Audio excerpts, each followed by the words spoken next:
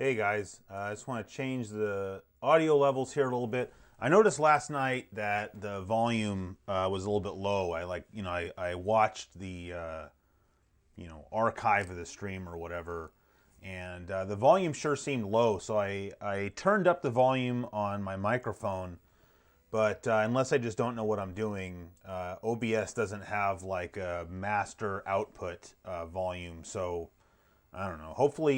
Hopefully this is going to be better. But if this doesn't work, then I don't know what. I'm happy to see some familiar names from last night showing back up. So that's awesome. It must not have been too much of a train wreck last night. And before we even get started playing the game, I just want to go through some of the chat room here real fast. So I'm just going to start up at the top. Morpheus X says I should talk about this Sony announcement with the new PSX Classic Mini, or whatever they're calling it, the PlayStation Classic or whatever.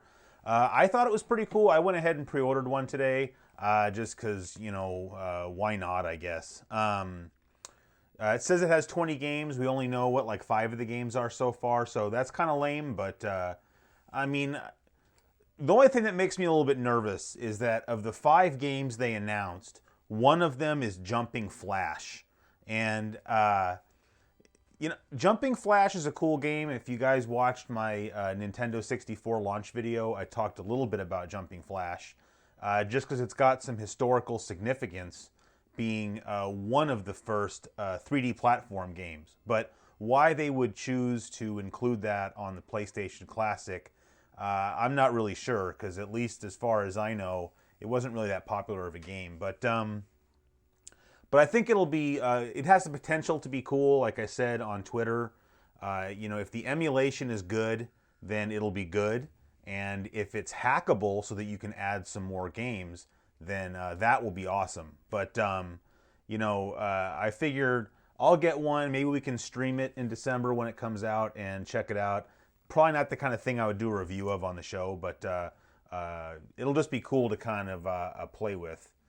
Who else we got? Jim's back tonight. Michael Off Grid's back tonight. Morpheus is back tonight. Jackie says, hey, I love your channel. Well, Jackie, you share a first name with one of my all-time favorite Formula One drivers, so right back at you. Bo LaPlume managed to make it tonight. He didn't make it last night because he didn't get notified about the stream, which is pretty lame on YouTube's behalf. He says he can't find the PS Classic now. I don't really know what to tell you. I found it on Amazon. I just followed a link from, it was like a Wired article or somebody. I'm not really even sure. So Jim wants to know how long the stream is today. It's probably going to be a couple hours again. I'm not really, I don't really have like a time limit. It's just at some point my water cup runs out, and maybe I have to go to the bathroom, or my wife comes home or something. So, but she won't be home for at least a couple hours. So awesome. All right, I do agree. DM Wing says $100 is a pretty steep for a micro console. I actually kind of agree with that, but it seems like they're starting to try to push it to see how much they can charge for one of these things. Because the NES Classic was $60 and came with one controller, and then the Super Nintendo Classic was $80 and came with 2 controllers. And now Sony's going to try to charge $100 for their system. Like I said, I bought it. But, I'm a pretty big fan of the original PlayStation. So, and like I said, I figure I can use it on the show. So, hey, Rick, yeah, he was going to suggest I turned it up last night. So, yeah, like I said, I noticed it after the fact. So, hopefully this sounds better. So, anyway, I guess we can go ahead and get started. I do have a couple of announcements, but I'm going to wait until more people get here. But for anybody that was not here last night, we streamed... I always feel weird saying streamed. Like, I feel like the past tense of stream should be like strum. Anyway, we streamed Buck Rogers' Countdown to Doomsday for the Genesis. And we got, I don't know, 90 minutes into the game or something. But unfortunately, I got to a point where I got basically game overed. And I hadn't saved my game recently. So, we got... I figured that was a good place to end it. One of my minor annoyances about this game, like I said last night, is that, it's based on Dungeons and Dragons rules, which means that, anytime you do anything, there's like a dice roll that happens in the background. and to see whether or not you're successful. And unfortunately, with this game, if you're not successful, the punishment is usually pretty severe. So like last night, I had to like jury rig a computer, and if I was unsuccessful, I was going to get attacked by like so many enemies that I couldn't possibly defeat them. And that was what happened. So in this game, you should really be saving very, very often. So, oh, hey, man, Corey's here for My Life in Gaming. That's awesome. Thanks for showing up. Yeah, I really appreciate it. Everybody loves the channel. That's awesome. Hey, there's someone here from Germany. That's pretty... What time is it in Germany right now? Like 1 o'clock in the morning or something? All right, anyway, so I've said what I needed to say to get the backstory going. So basically, tonight, I should say tonight, the point is we're going to finish this mission, and then that will give us a spaceship, and then we can fly around space and get into space battles and maybe do a couple more missions. So all that being said, I'm going to go ahead and switch the view over now so that the game is here on the main screen, and then I'm going to be just down in the corner over there where I belong. All right, so right now it's just running in teaser mode again because I haven't loaded up the game. So we're just gonna have to just do that real fast. Chris says it's 2 a.m. in Germany. That's pretty late. I hope you didn't stay up just because of me. Hey Reza, what's up, man? Okay, so we're gonna go to restore game and oh, you gotta be kidding me! Man, there's something wrong with this Mega EverDrive. Like it's not saving my games. That's really bad. Well, now we got problems. I'm just going to try to reset the game real quick and see if it's really... See, I knew this happened to me like last week, and I figured it was just user error. But now it seems like maybe that's not the case. But if this thing is losing my games, or my game saves, then that is not cool. So we are going to check this one more time, but if the game saves really gone, then we're obviously not going to play Buck Rogers, so then we're going to have to just find something else to play. Yeah, Jeremy, does the Mega EverDrive have a battery, or is that not how it works? I'm not really sure. It's possible, but I mean, I haven't even touched the console since yesterday, so I can't imagine that like the battery popped out or something. So like I said, let's just check it one more time, and you know, hopefully. Yeah, no, it's gone. Well, that's really lame. But this is what we're gonna do. This is gonna make it a little bit harder. But I mentioned last night that the battery still works in my original game. So this is going to be fun because I don't know where my game save is in this game, but I know it's farther in the game. So we're just going to figure out where that is. And isn't the save in a separate folder? I mean, yeah, but it should still find the save. So you have to reset the system for it to write the save. Damn it. I'm 100% sure that Corey is right. I always forget to do that. So, oh well.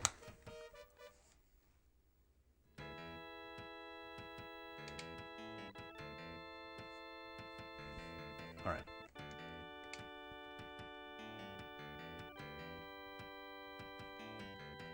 All right, we have newest team and old. Let's just do, we'll just do newest team. And what you'll probably see is all the characters still have the same, they still have the same names. Because like I was saying last night, it's just sort of, it's a tradition of mine when I play this game. So, hey Trappist, thanks man. Yeah, this is a vintage save file, DM Wing. Thanks Trappist. Yeah, it turned out pretty well. I still want to do like a tour of it at some point. So, all right, I have no idea what we're supposed to be doing.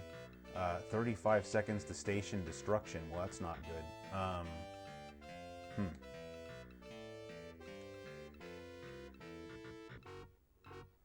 I'm willing to bet we have to find a control panel somewhere and shut off the flashes.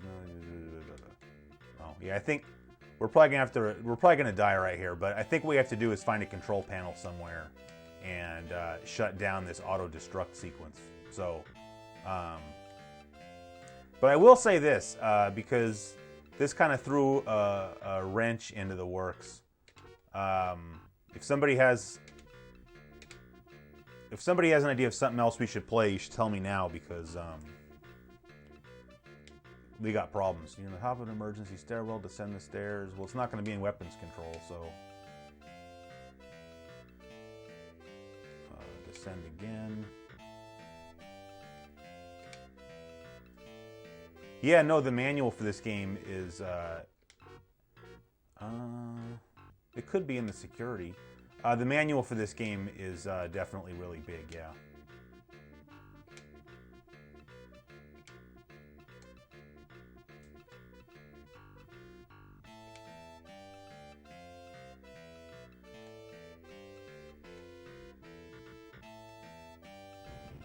Oh boy, we're dead. Yeah, all right. Wonder if we're better off trying the other game save. Let's just try that real fast. I'm very disappointed. I feel like I can never just have a live stream without something happening.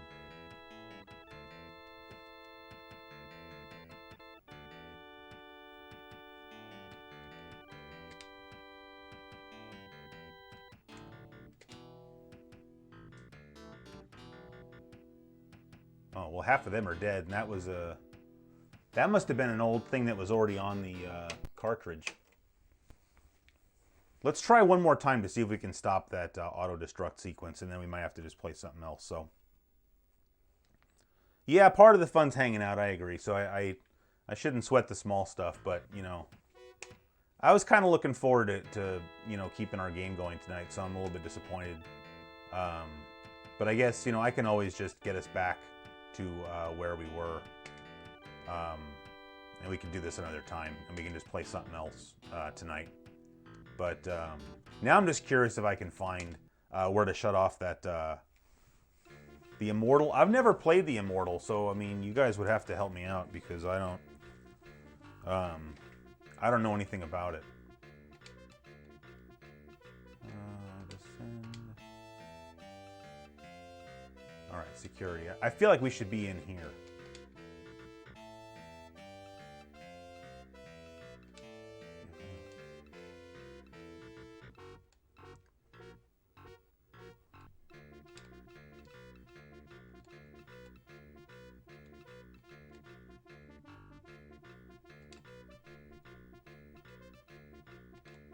Oh, well, at least we can get into a battle. That's something.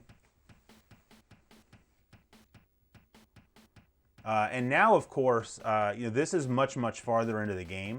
So now we're going to have, like, super awesome weapons and everything. So I don't even know what kind of weapon that is. Oh, my God, that's crazy. Wow.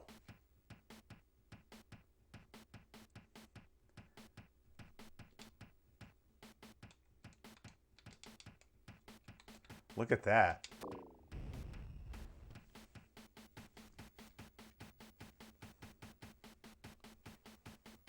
Your Mega EverDrive doesn't have a battery. Yeah, like I said, I don't remember this thing having a battery, but I think, you know, Corey hit the nail on the head that I needed to hit the reset button before I turned off the Genesis last night. Because, like, after I got game overed or whatever last night, I never shut the Genesis off. I just kind of took a break and then restarted the game or whatever to go ahead and get us back to where we were. So I just didn't notice, you know, and I just got home from work, so there we go.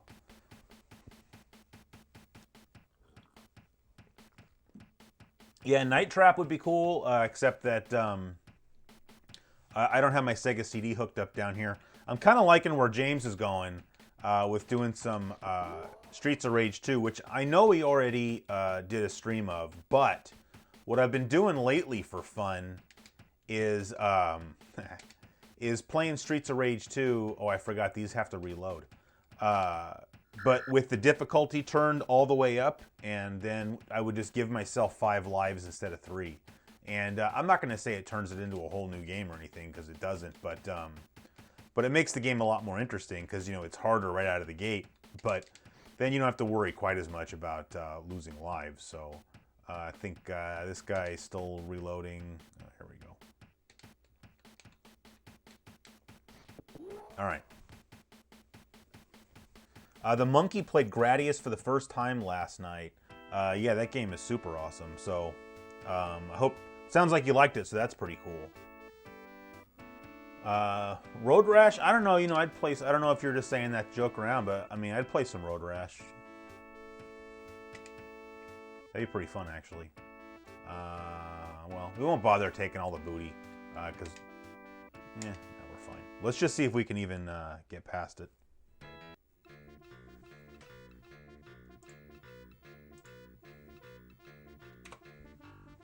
Monitor blinks, weapon self-destruct activated. Well, can I just go? Well, no, go back in there.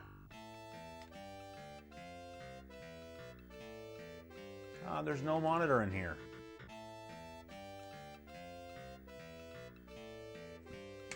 Now I got these warriors. All right, I don't know. What the heck's going on in here? All right, well, whatever. All right, let's play something else. What a cluster F. The Mega Everdrive back in. Ooh. Mega Turrican, dude. Done.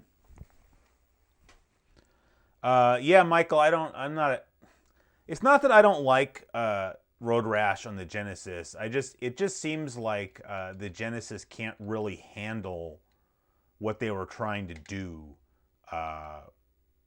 with Road Rash. Like if you play Road Rash on the 3DO or on the PlayStation, it's just so much better.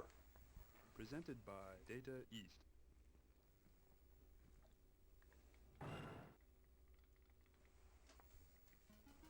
Yeah, no, I mean, playing Shadowrun would be cool, but, you know, I just think that's a game we have to kind of, you know, it would be like playing Buck Rogers where we have to get into it, but I've never played Shadowrun, so I don't know how entertaining it would be to watch me, you know, try to play something that I don't really know anything about, so,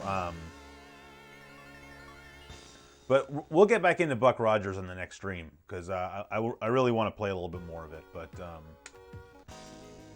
you know, we had to do what we had to do here, so, you know, I've talked about... I gotta remember what all the controls do here, I guess. All right. I think I've mentioned this before, but I used to have this game, and I don't know what happened to it. I can't find it. Like, it's gone.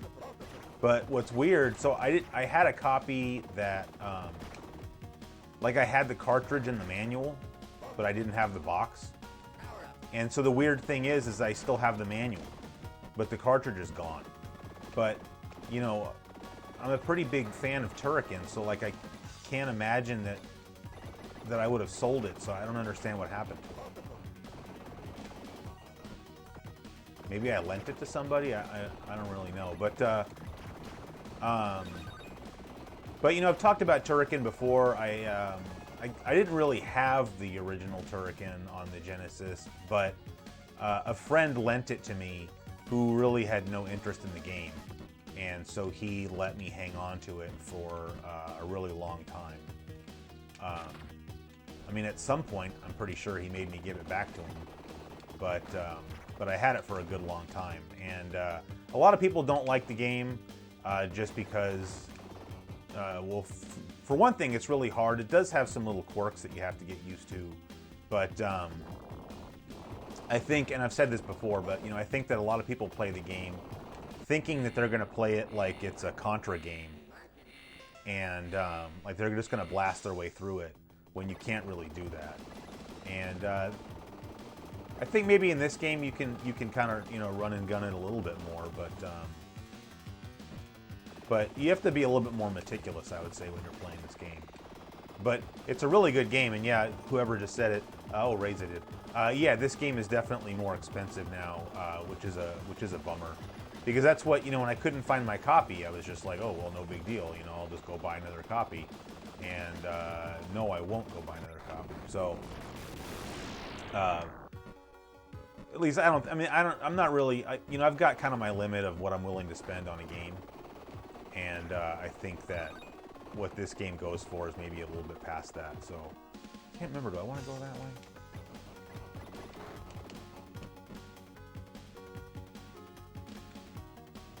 I can't remember what's over there. You know, with all these Turrican games, there's always all these secrets, and there's all these places to go get extra lives, which is cool. But that's part of the exploration aspect, and like, you know, it's possible that maybe if I had gone that way, I would have found something cool. But you know, it also might have just been a pain in the ass. So.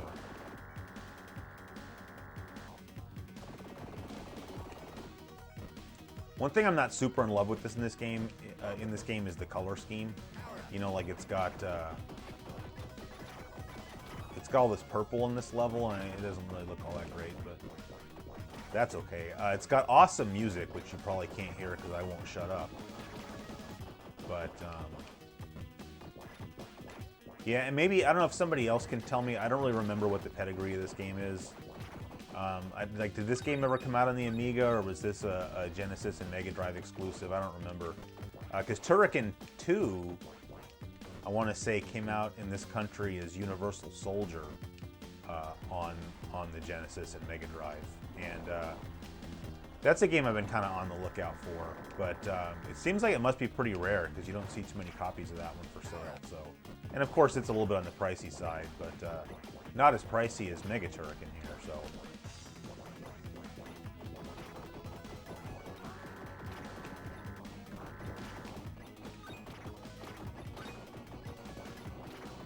But, I mean, overall, you know, like I just said, the music in this game is awesome. But, I mean, you can see the visuals in this game are pretty impressive, too. And even the sound effects. You know, everybody always bags on the Genesis for having bad sound. But, you know, certain people seem to be really adept at getting the best out of the system. And I think that this game's an example of that.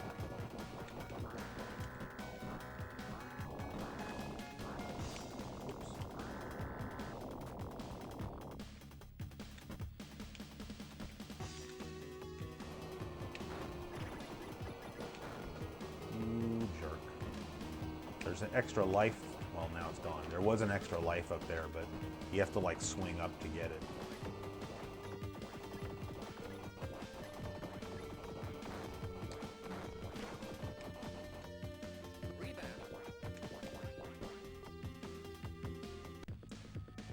Let's just deal with this, and then I'll check the chat room real fast. Hey, you guys noticed though? Hey, I didn't forget to switch the game view over tonight. It's really embarrassing when I do stuff like that.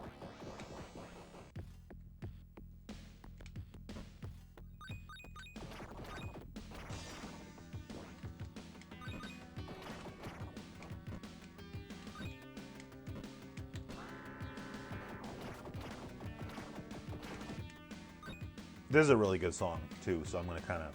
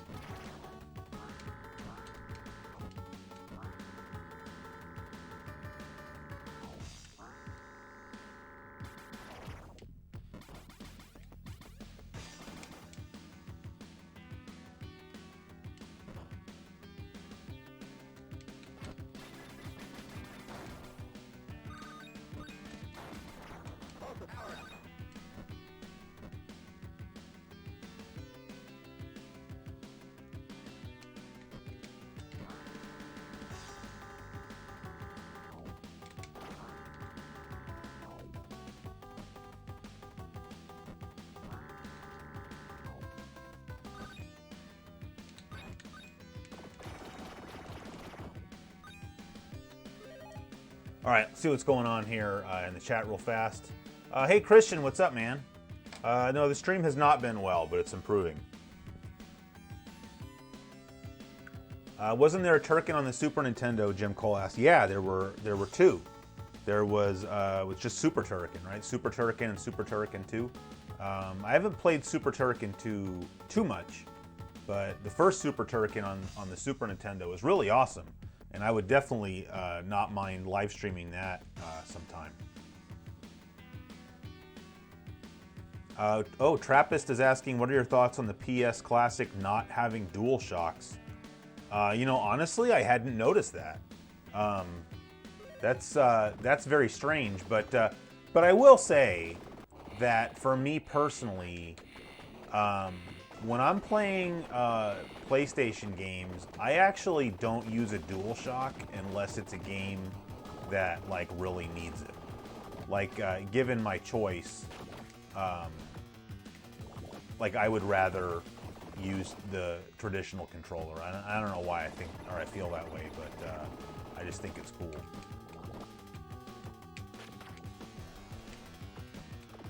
So you got to keep shooting this like big ball of meat in these eyeballs that pop out. But when that mouth comes by and starts shooting, then you saw what I did. You have to use your little swingy deal there to swing over to the other side. So. Oh yeah, and Reza says, remember you can also turn into a ball. I forgot about that. So thank you. Have you ever played True Lies for the Super Nintendo or Genesis? No, but I wouldn't mind checking it out. Like, we could do a stream of that, too. Look at the graphics on this level. Like, that is some cool detail.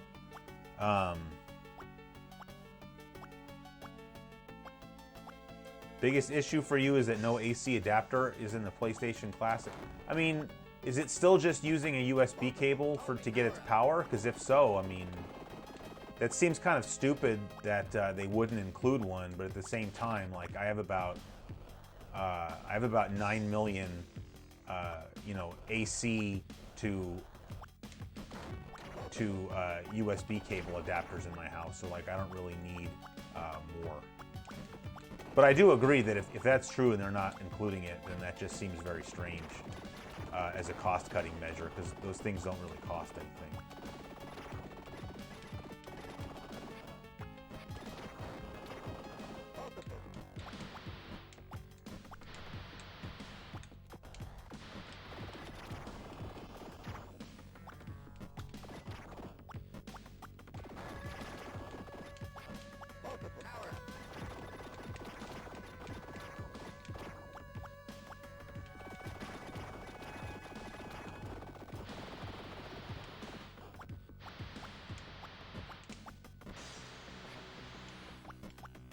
I don't know, I guess that's like acid or something, or else why would it hurt?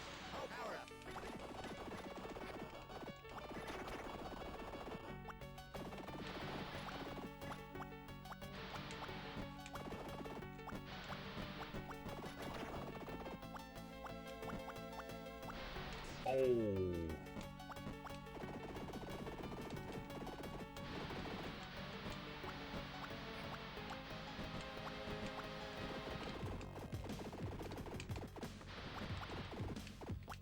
Guy down there.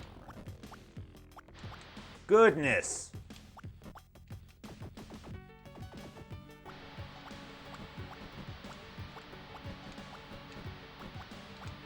Am I supposed to use my...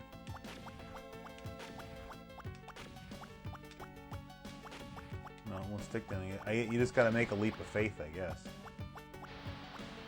All the way to the end. Oh, there we go. I have this crappy weapon. There we go.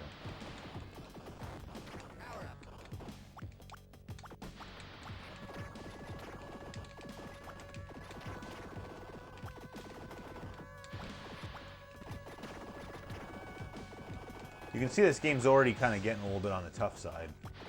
Although, I mean, I'm not exactly putting on a clinic of how to play the game. Alright, looks like we got a boss battle coming maybe here or something.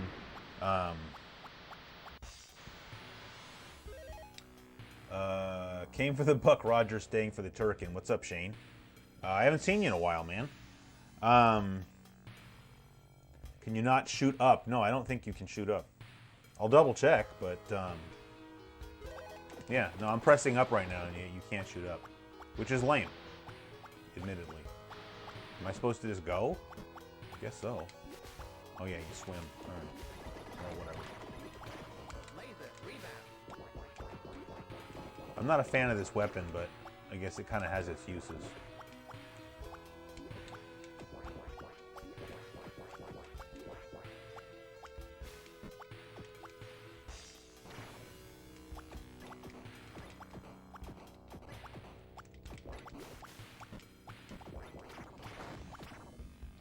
There. I've just, you know, I mean, I don't think I'm saying anything controversial, but, you know, spread guns, whenever you have the option of a spread gun, I want a spread gun. That guy's going to become a problem.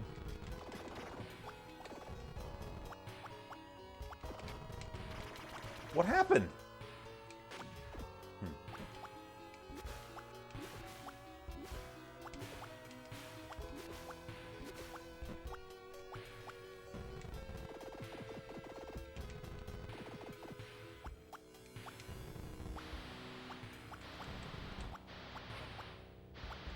I don't know what I'm supposed to really do about that.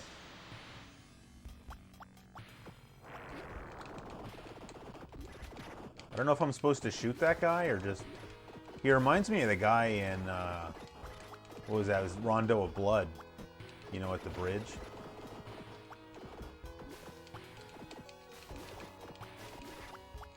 Goodness. Dead again. I think that's game over. Yeah. What do you guys think? Should we keep playing? I don't really know. I think it's safe to say this game's more entertaining than when you were planning on finishing. Well, you know, there's different styles of game, you know. Oh, that's cool, Shane. It's cool you're renovating your house, and I'm glad you liked the TurboGrafx 16 video. You know, I think it was a great video ruined by the whole how to say Galaga fiasco. You know what's funny about that? I don't really talk about this that much, you know. Ever since I was a kid, I've always said Galaga. But, you know, I think I just kind of overthought it and did all this research and was like, oh, no, I think it's Galaga, and so I was saying that. But it's not like I'm running around all day saying Galaga. We've always just said Galaga. Although, did I talk about this already on a stream? I don't know if I did or not. I actually did research on how to properly say the name of that game. And it's actually Galaga. Because it was Galaxian and then Galaga. And I do know a few people who say Galaga, but whenever anybody says that, to me it sounds like how you'd say Galaga if you were from like Texas or something, you know? Like, yeah, we're gonna go inside and play some Galaga. Oh my goodness. These bubbles are really salting my Kool-Aid. But yeah, I would never say Galaga. So, but for some reason, I thought Galaga sounded right, and I remember at one point listening to an episode of Retronauts, and Jeremy Parrish said Galaga, and I thought like, oh well, I mean that guy, you know, he seems like he speaks Japanese. He's always talking about Japanese games. I'm like, well, if he says Galaga, that must be how you say it. And then what was funny is I was just listening today to a podcast, an episode didn't make it. An episode of Retronauts that was all about classic Namco games, and like he went back to saying Galaga. So either he caught a bunch of heat for the way he was saying it, or he just thought the better of it. I don't really know, but you know, it only bothers me. I kind of bring it up. You know, it does bother me a little bit, only because you put that much work into something, and then like most people's takeaway, not most people's, but a lot of commenters, like their main takeaway is like, hey, you're saying this word wrong. It's like, really? Like that's what sticks out about that whole thing? Like, you know, I don't know why I care, because obviously people who act like that are really not my audience, I guess. But I don't know. We probably shouldn't even keep talking about this. All right, now it's going to fill up with the green goo again. Oh, hey Rob, what's up, man? Craig says 1:30 in the morning in the UK. I mean, that's cool. Thanks for toughing it out and hanging out at 1:34 in the morning. Oh, hey, Adam. Oh, Adam, you must have gotten your postcard then. Yeah, you know, it's nice to get out of a place like that and spread your wings a little bit. Wow, Pirate's Gold. I actually have Pirate's Gold. I traded, oh crap, what is that thing called? It's like an ad. I haven't had one in so long, I forgot what it's called. It's like a add-on thing for a Nintendo that lets you play like Aladdin games. I can't remember. I had one in the box with a bunch of the games, and I traded it to somebody straight up for a copy of Pirate's Gold. You know, Pirate's Gold is kind of an example where, you know, you have some games that like used to be sort of the higher dollar games for a system, and now they're really not. At least the last time I checked, which, you know, I don't probably check that kind of thing very often, but I feel like Pirate's Gold was still, I tried again, was still not really all that expensive, you know, compared to, like, it stayed the same price, and other games got like crazy expensive. But, you know, I just remember, you know, I mean, this was like, you know, 10, 15 years ago when, you know, I would hang out on like the digital press forums, you know, and that was pretty much like forums for like game collectors. And, you know, there were like the certain games that you're always kind of keeping an eye out for, you know, at thrift stores or yard sales or whatever. And, you know, like Pirate's Gold at that time was one of those games that, you know, for the Genesis that you'd be looking for. But it seems like now the game's not so sought after anymore. I don't really know why, but these bubbles.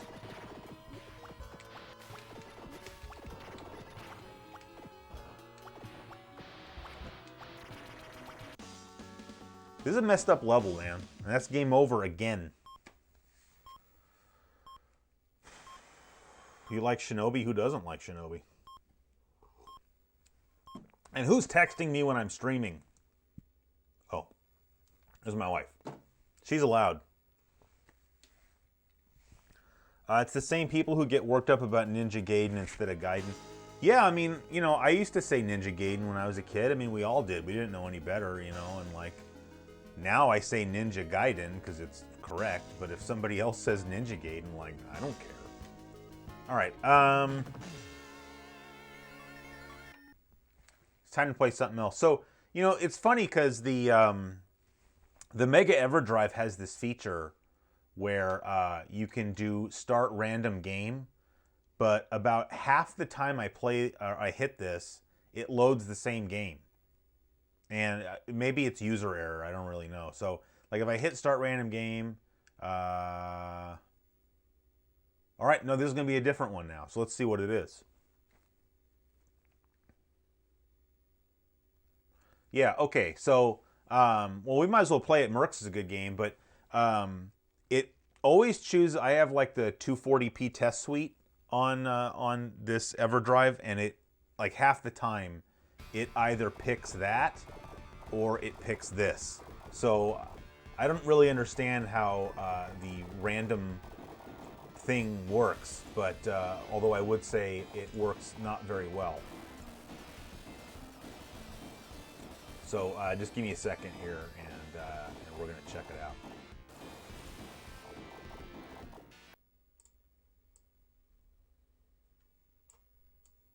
Sorry, I'm just trying to take a look at something here. Hey, so before we get into this game, so I had two things. I was kind of waiting for people to show up. So I got two things to tell you guys real quick. One is that somebody or a couple people requested that I make PlayStation lid sticker sized Classic Gaming Quarterly stickers. So I did. Look at that freaking thing. So so I just put the sale page up for these like an hour ago. And so what I'm doing is you get one of these 6-inch stickers, two of the small ones, and a postcard that you can either have blank or I can sign it if you want. And it's $7 in the US and $7.50 anywhere else in the world. So if you want, you can go check that out. cgquarterly.com/shopcgq. I already tweeted about it. But anyway, I only have a few of those, like 14 of them or whatever. But anyway, The other thing that you might be more interested in is I went to the thrift store today and I found this copy of Sonic 2. Now, it does not have the manual, but the cartridge itself is in pretty good shape. I mean, I'll get it cleaned up. I mean, it's not dirty, but I'll clean it and clean the contacts and make sure that it works and everything. But I already have this game, so I don't need it. So I was just going to give it away to one of you guys. So basically, if you have a Genesis, this is the rules, but it's a gentleman's agreement. If you have a Genesis and you don't have a boxed copy of Sonic the Hedgehog 2, just send me an email, cgquarterly@gmail.com, and I'm just gonna randomly pick somebody. The only thing is you have to be in the U.S. because I can't really ship this outside the U.S. for a decent price. But like I'll even cover the shipping, but you just have to live in the U.S. I'm gonna just randomly pick somebody, and you'll know that you win if you get the game in the mail. So I just thought it would be fun. I got it for only 50 cents, which I didn't know you could still get deals that good at the thrift store anymore. So, yeah. So, okay, now we're starting up MERCs here. And I always just think this is funny, but because Super Hang-On does the same thing. You have arcade mode and original mode. And at least for Super Hang-On, arcade mode is original mode, or original mode is arcade mode. And so it's a very odd way to name things. But arcade mode's at the top. So we're just going to go ahead and pick that. Oh, and you know, whoever gets the Sonic 2, I'll throw a couple stickers and a postcard in there too. I mean, just for fun. You know, mostly it's just, you know, you go into a thrift store and it's just sad. And you know, you see, it was like the only like classic video game in the store was Sonic 2, and it was sitting up there and it was 50 cents. And this is a thrift store that I know is frequented by flippers. There's at least, that was the wrong button.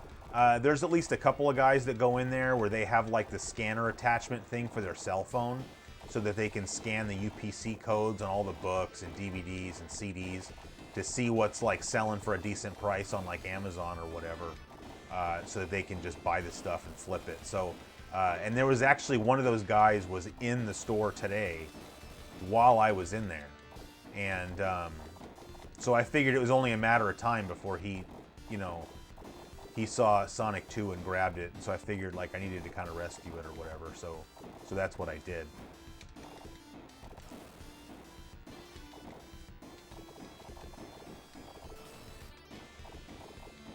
So you can see, I mean, if anybody here has never played MERCs before, I know I talked about MERCs at least very briefly in a magazine read-through.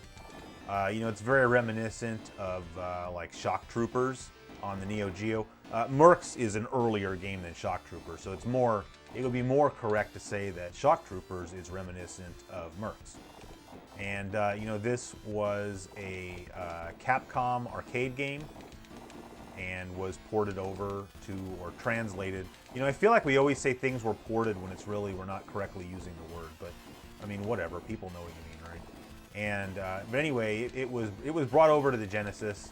There were a lot of Capcom arcade games that were brought over to the Genesis in its earlier days, but you know, it didn't say anything on the box about being a Capcom game, at least for a lot of them. And you know, like Ghouls and Ghosts would be an example of that. I really hate this boss. Oh, I forgot I have special weapons, so let's use those. That was a waste.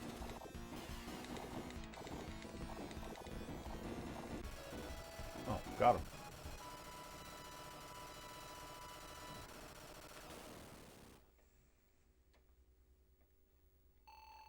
I'm going to check the chat here in just a second. Just want to pause it. Doesn't matter. Okay. Monkey said you love the latest flashback. Thanks, man. It's funny. I didn't think that flashback episode was that good, but I guess, you know, I'm not a good judge of my own content.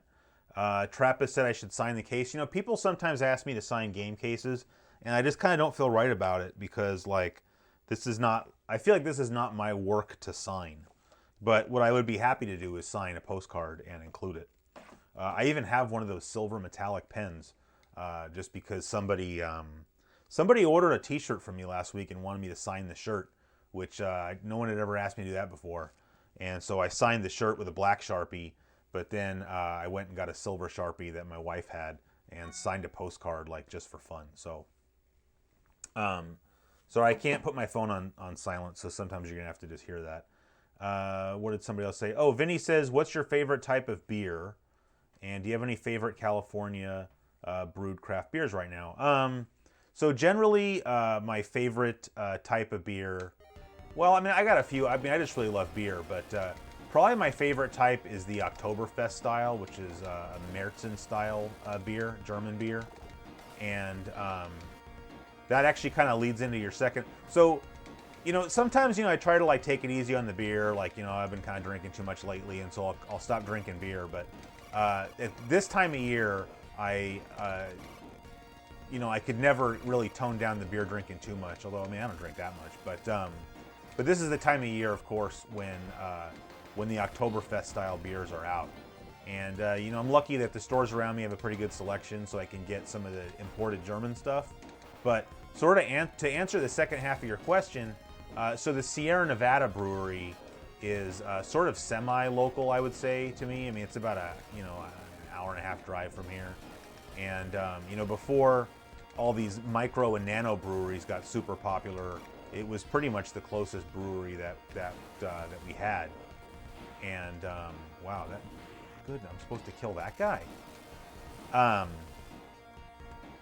So, it's funny because I see some people talk about how overrated Sierra Nevada beer is, and oh man, game over. And I mean, I guess I can't really speak to that because just for us, living here, it's always just been sort of this semi-local brewery, like I just said. And so, it's like saying that, dude, these tanks are like impossible. It's like saying that In-N-Out Burger is overrated. Like, the problem is if you live somewhere where there's no In-N-Out Burger and you have to constantly hear about how great In-N-Out Burger is, then yeah, you're going to think In-N-Out Burger is super overrated. But, for those of us who have just always had In-N-Out Burger around, we're just like, yeah, In-N-Out Burger is like, pretty good quality hamburger or whatever for fast food. And so the same is just kind of true of Sierra Nevada. Like, you're not going to drink a Sierra Nevada and have it, like, knock your socks off. But, for what it is, it's pretty good quality beer, I think. And anyway, the point that I was getting to is that every year they do an Oktoberfest style beer. They make like a Märzen that they kind of, I guess, sort of put their own spin on to a certain extent. And they usually partner with a brewery in Germany. And sometimes it turns out really good, and sometimes it's not that great. And this year they partnered with Weihenstephan, which makes they make Weihenstephaner beer, which is a pretty popular Bavarian beer, and is one of my favorite beers actually. So they partnered and made this Märzen style beer this year, and they really did a good job. Like last year it was not good, and I forgot who they partnered with. It might have been Paul Anner, who Paul Anner is a pretty big brewery in Munich, and their beer is like okay. Like they have, like, in my opinion, they have like one good beer, Paul Anner. But if you just get their plain normal one, it's not good. And I think Paul Anner's Oktoberfest beer is actually kind of gross. It has a real chemically taste. That's probably enough talk about beer. Rob left. Sorry, man. See you later. Nawaf says, do you have a Wii U or a 3DS? Hey, first of all, Nawaf, I don't know if you just showed up, but today, I already said this like twice. Today I remembered to switch the view of the game right away, so I just want credit for that. Do I have a Wii U or a 3DS? Yes, I have a 3DS. I don't play it very often, but I like it. So Grant Smith Bay says his favorite beer is free beer. Well, that's definitely true. There's very few beers that I would say no to. Like even fruity beers, like I'll drink a fruity beer, I probably wouldn't pay for it. The only beer I ever had that I think I can remember not finishing because it was too disgusting was a New Belgium Brewery beer where it was like this voodoo pumpkin and cayenne pepper beer. And it was just like, it literally tasted like someone threw up in my mouth. Like not even like I threw up in my own mouth, like somebody else threw up in my mouth. Like that's how bad it was. And Derek says, this is Buck Rogers. Too, this is not Buck Rogers. Sierra Nevada is okay. Yeah, well, that's what I'm saying. Like, you know, part of the problem is that when there weren't really a lot of these microbreweries, you know, and your choice around here was like, I'm going to have Sierra Nevada or I'm going to have like Bud, then, you know, Sierra Nevada was really good, you know. But there's so much competition now as far as like the higher end beer goes, you know, like people say craft beer or whatever, that stuff like Sierra Nevada doesn't really stick out anymore.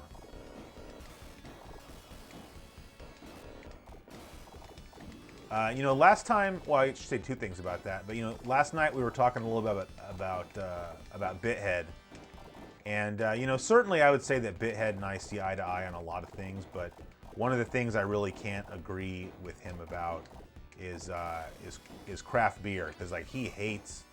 It's funny because he says he hates craft beer, but you can tell that what he really hates are beer snobs, and he just associates them with each other, which is too bad. But I mean, I understand.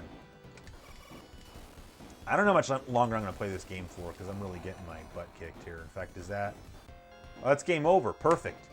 All right, we'll load up something else here in a second. But yeah, you know, he complains about craft beer and whatnot. But, you know, what was really funny is that he had an episode a long time ago where he was talking about how, like, real men, you know, drink things like Rheingold. And what's funny is, like, Rheingold doesn't exist anymore, I don't think. But that harkens back from, like, a pre-prohibition time when you had all these little breweries everywhere, and they all of course got put out of business when prohibition went into effect. And when prohibition ended, all you had left were things like Budweiser, and that's how it took over. But really, in its day, Rheingold was kind of a craft brewery. It was a small local New York brewery, but you know, I guess he doesn't realize that. So anyway, Michael says, what's your favorite game of this style? I always loved Heavy Barrel. You know, there's a game of this style on the Neo Geo called Ninja Commando. And if you ever want to play a game that like absolutely embodies late 80s, early 90s, like cheesy video game awesomeness, Ninja Commando. But it also plays really well. So that's what I would say. What else we got here? People talking about beer. Super Contra, that's an awesome game. Yeah, you don't like thick, sweet beers. I totally get that.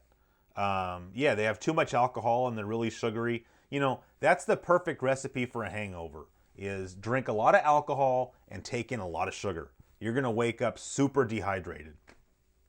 I like stouts, but like imperial stouts, like, you know, imperial stouts, you're really meant not to drink that much. It's supposed to be in a small glass and you drink a little bit, but you know, you start pounding that and you're going to get real drunk and you're going to feel real bad in the morning. So,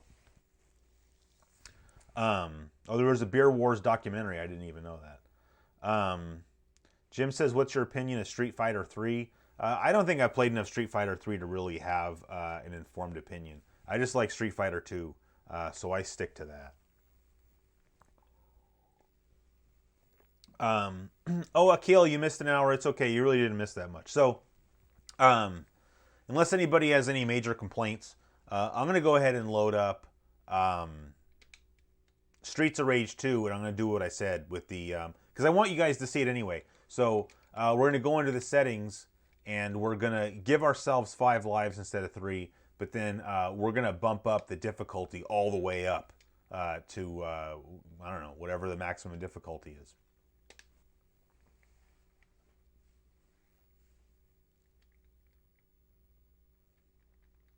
Yeah, Akil, you know, having a job is important, so no one's going to blame you for that. You know, I always make sure that I you know, upload. Well, not they're already uploaded, but you know, I make sure that the archive of these live streams gets listed so that people can watch them after the fact. So, which a surprising number of people do.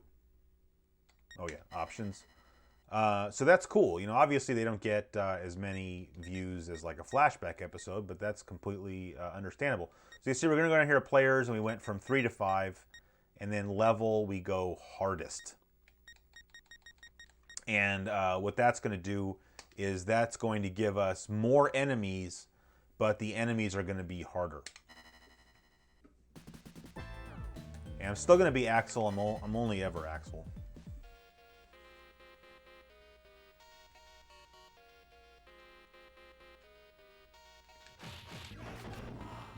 So you can already see there's more enemies on the screen than there are in normal mode. And you can kind of see they move a little bit faster, like they seem a little bit twitchier. And the other thing you have to watch out for is these signal guys. At least for sure the red signal, like this guy right here is red signal, whatever the heck that means. They will start doing that slide attack immediately. Because if you play the game on the normal difficulty setting, these signal dudes, there's still red and yellow signals in this first part of stage 1, but they won't do that slide attack.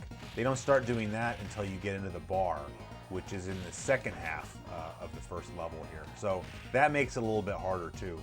So, you know, I don't know how far I'd be able to really make it into this game on the hardest setting, but certainly if you're going to play the game 2-player, if you play it 2-player, max out the lives and max out the difficulty, that would be great fun.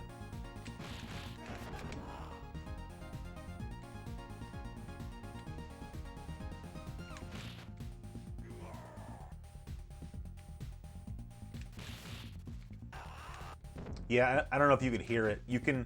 It's funny that the audio for the slide starts before the animation, so you can actually hear the sound effect for the slide, even though he doesn't actually slide, because you punch him in the face, like, you know, perfectly timed. So both the red and the yellow signal guys do the slide attack in this first area. I mean, like that's important, but. You know, another thing is if you really stop and look at this game, you see how many of these enemies actually were based off of the same artwork. Like, you know, they took like some pixel art that they used as sort of the base coat and just changed them up a little bit. Like just these two guys, not the Signal guy, but if you look at, well, the other guy's gone, but this Donovan guy and the other guy, like their legs are exactly the same. They just maybe like colored them a little bit differently. I don't blame them. I mean, I don't know really what goes into creating pixel art, but I'm sure it's not easy. So.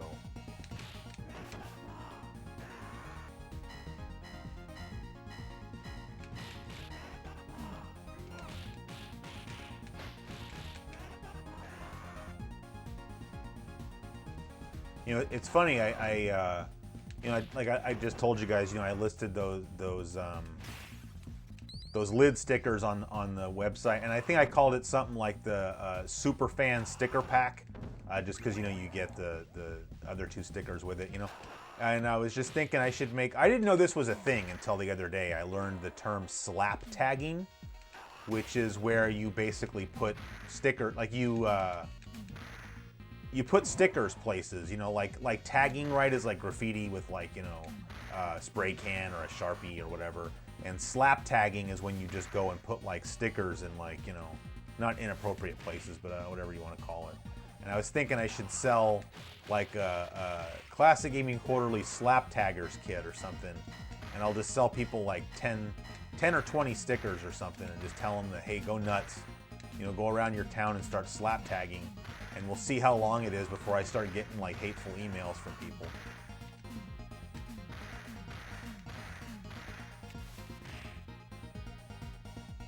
See, I was doing well until I got a text message, and that was distracting.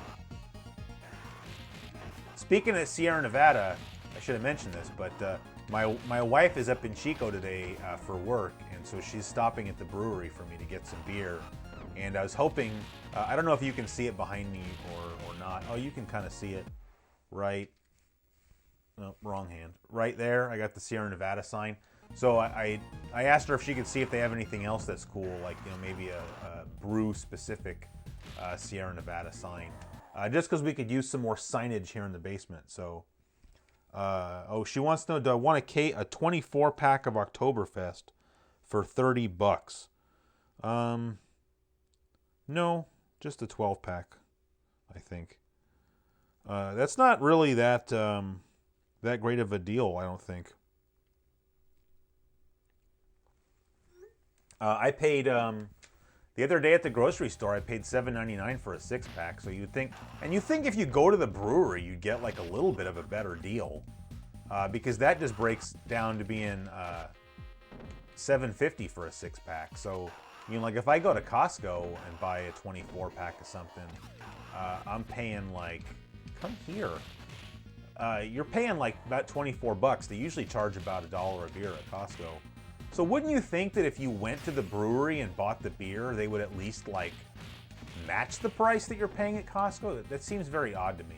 But I guess, you know, they're gonna charge what the market will bear, you know. Which is funny. I mean, this is like a total non sequitur, but you know, it reminds me of like, you know, when I do product reviews like of EverDrives or like the Super SD System 3. And sorry, I know this is a cheap move, but whatever. You do what you gotta do. You know, people complain about the price, and like, I'm not saying I don't understand it, but like, you know, guys that make stuff like that, they charge what the market will bear. And, you know, he's charging 300 bucks for that Super SD System 3 because what's the alternative and how much does that cost? It really, I don't think, has anything to do with how much it costs to make it or anything like that. Because like, he also sells, the same guy that makes the Super SD System 3, he sells like what is basically an EverDrive for the Neo Geo. It's called the Neo SD, and those are like $450 or something. They're a lot of money, but you know, what's the alternative? You know, I mean, if you, aside from using an emulator or something, like, wow, that guy caught me, and I've been moving to the right too much without, you know, get some of these guys out of my face. You know, it's just a matter of what's the alternative, you know, and it's like, it's expensive because it's for the Neo Geo, and Neo Geo games are super expensive. So he can charge 450 bucks for the Neo SD, and enough people will pay for it that it's worth it for him to charge that much. So, and so I guess my point, bringing it back to what I was saying, is that Sierra Nevada is charging $30 for a 24-pack. Even though, like, you know, the VAT is probably across the hall because people will go to the Sierra Nevada brewery and pay that much. In fact, I mean, maybe the fact that you're getting it straight from the brewery gives it like a little bit of cachet or something. I don't really know. But it's certainly not much of a deal.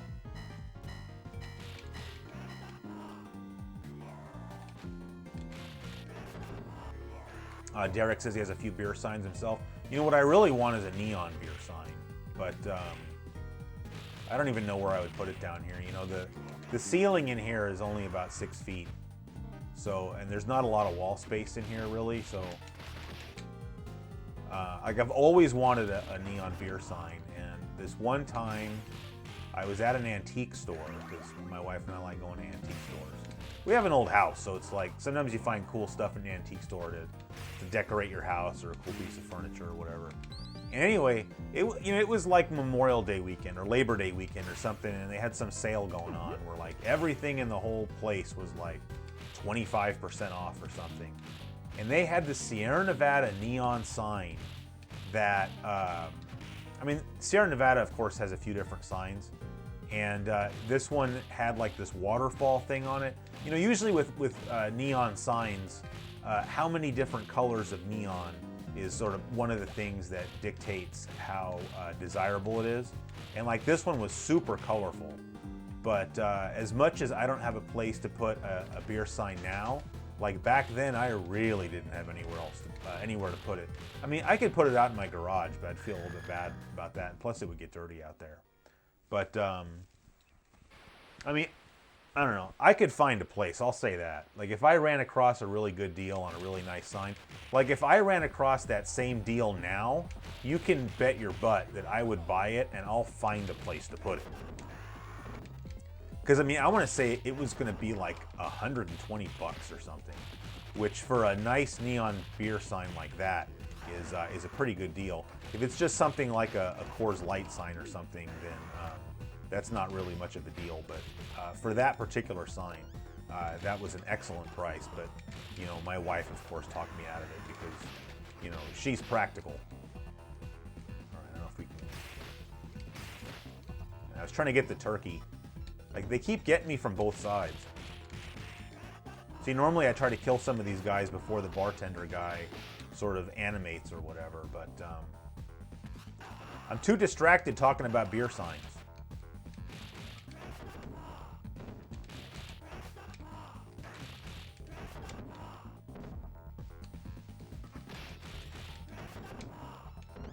And now I really want a beer, I'll say that too. And I think I still have one of those Sierra Nevada Oktoberfest up in the fridge, but I'm not positive. All right, so we're at the end of the level, so I'm going to check out what everybody's talking about here. Well, I missed a lot. Derek says he loves this game, never played it until he watched the live stream of me playing it. Well, that's pretty cool. QE likes replaying my... There we go. Replaying my streams while he sleeps, like, that's pretty awesome. I do the same thing, and yeah, I don't try to overreact. I don't know. I just try to be me, you know. It's like it'd be no different if like you guys were in the room with me, right? That's how I behave. QE says check out Streets of Rage 1 if you like 2 and also 3. Yeah, I agree. The whole series is really good. And yeah, he even says play the Japanese version of Streets of Rage 3. You can get an English translation of that, and I have that here on the Mega EverDrive. Ruiner says, what's your favorite beer overall? I mean, I really can't pick one. I'll say this, like right now, my favorite beer is Eyinger Oktoberfest. I think they make the best Oktoberfest. But, you know, like I said, I'll drink pretty much anything. Like if I go over to somebody's house and all they have in the fridge is Coors Light, then great, we're drinking Coors Light. Nawaf says, have you got your hands on a Switch yet? No, I'm just not really... I'm not really looking for one that much. I mean, $300 is just more than I want to spend. I don't think I'll get $300 of enjoyment out of it. Akil says Guinness. Yeah, Guinness is one of my favorite beers for sure, especially this time of the year. What I like doing is making Guinness beef stew and then drinking it with a Guinness.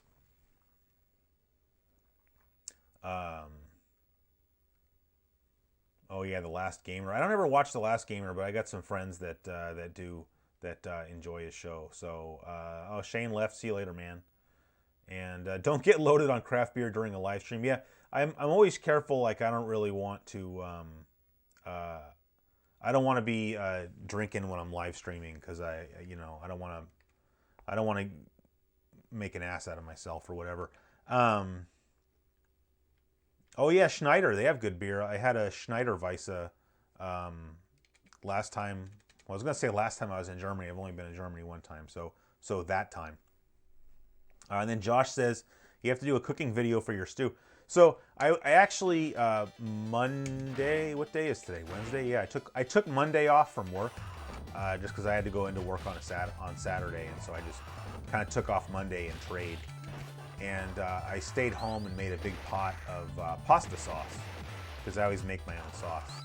And the whole time I was making it, I was thinking that I should, next time I make it, I should do a video of it. I'm really curious to know, like, or to see, like, if I made a cooking video and put it up on CGQ Plus here, what the reaction would be to that. Like, I kind of want to do it just to see. Like, I could see a bunch of people just, like, what the heck are you doing? But maybe a few people would think it was cool. But I also just figured, you know, doing a video of how to make pasta sauce is just like a public service. Because if you're buying jars of pasta sauce, you're letting yourself get ripped off. I can't believe how much. You know, you go to the store and a box of spaghetti is like $1. And then like a jar of halfway decent sauce, you know, like, I don't know, 16 ounces of sauce is like $4. And like you can just about make an entire pot of sauce for $4 that will last you for, you know, many meals. Like whenever I make that, I have to freeze some of it, and it's way better. But it was funny because another thing, a reason I kind of wanted to do that is like I just feel like, you know, there's kind of this, you know, false stereotype. Well, you know, there's the stereotypical gamer that doesn't even really hardly exist, but you know, that they can't cook and they just eat chicken tendies all the time. And you know, I won't say their name, but I'm sure you know who I'm talking about. That, you know, some popular YouTuber used to have like this one little sub-series on their channel where they were cooking quote-unquote gamer food.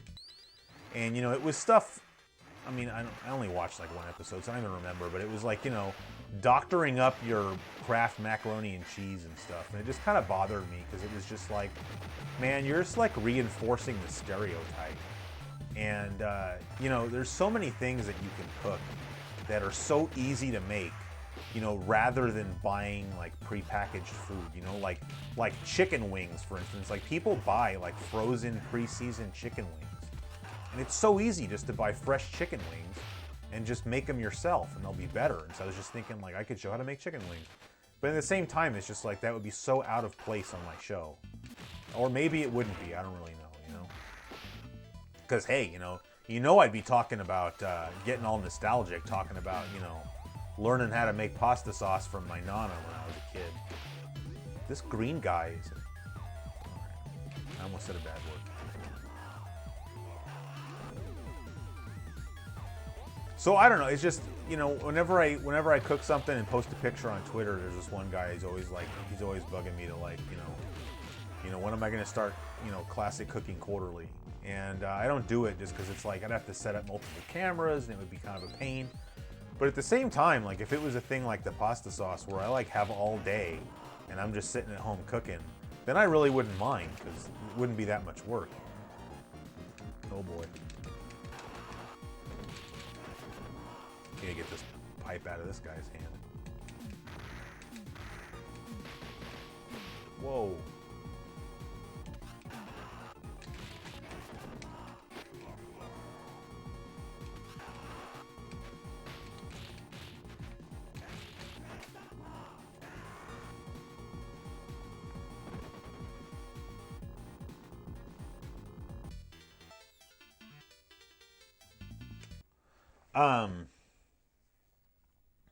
Oh, hey, Travis. I don't know. Did somebody else answer the question about the Buck Rogers? My save game got lost, so we're still gonna do Buck Rogers, but we're gonna do it later. But I don't know if I can change the title of the live stream in the middle of the live stream. So I'm not gonna do that. But yeah, I'm not saying the Switch isn't worth it. I just don't really have time to play modern games really, and so I think kind of the Switch is maybe just like not worth it for me.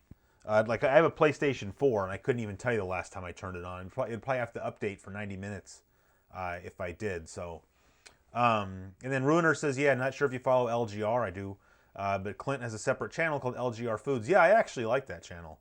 It's pretty cool. Like, he just makes sandwiches, but he makes like really good sandwiches and stuff like that. So yeah, a classic cooking quarterly segment. A producer who usually does guitar repair vids will sometimes do a cooking video, and they're always a hit. Yeah, I don't know. I should probably give it a try. Anthony says he usually watches CGQ while he makes rice pudding. I love rice pudding. What do you make, like an Indian style rice pudding or no? You know, Indian style they put like dried fruit in it and pistachios, and man, that's really good. Yeah, getting back to my Sicilian roots. Yeah, that was my Sicilian nana that I would make sauce and whatnot with. So. Dump and Chase got the stickers. Well, thank you right back for the awesome trade. People need to utilize the oven. I agree. Grant Smith Base says I'm cooking would be cool. Yeah, it's your channel. Yeah, I agree. You know, sometimes I overthink this channel when the whole point of this channel was supposed to be so that I could do whatever I wanted. So I don't really know what happened.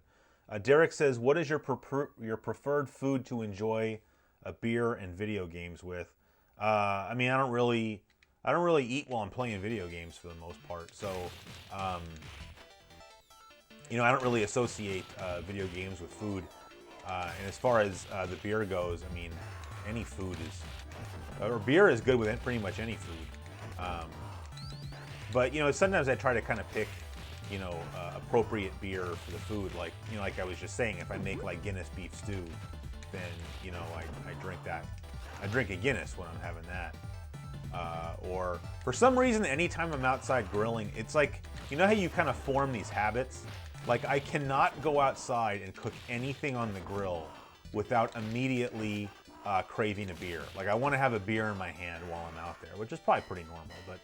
But you know, then I just drink something light, like a Corona, or I don't know. You know, I don't know how many of you guys have a Trader Joe's, you know, in your town or whatever. But Trader Joe's makes this like knockoff Corona called Trader Jose's, which seems kind of racist, but whatever. And but it's really good, and you know, you get that, and you get like a bag of limes or something, and you know, that's pretty good. We gotta try to get. There's a turkey under one of these things because we're almost dead.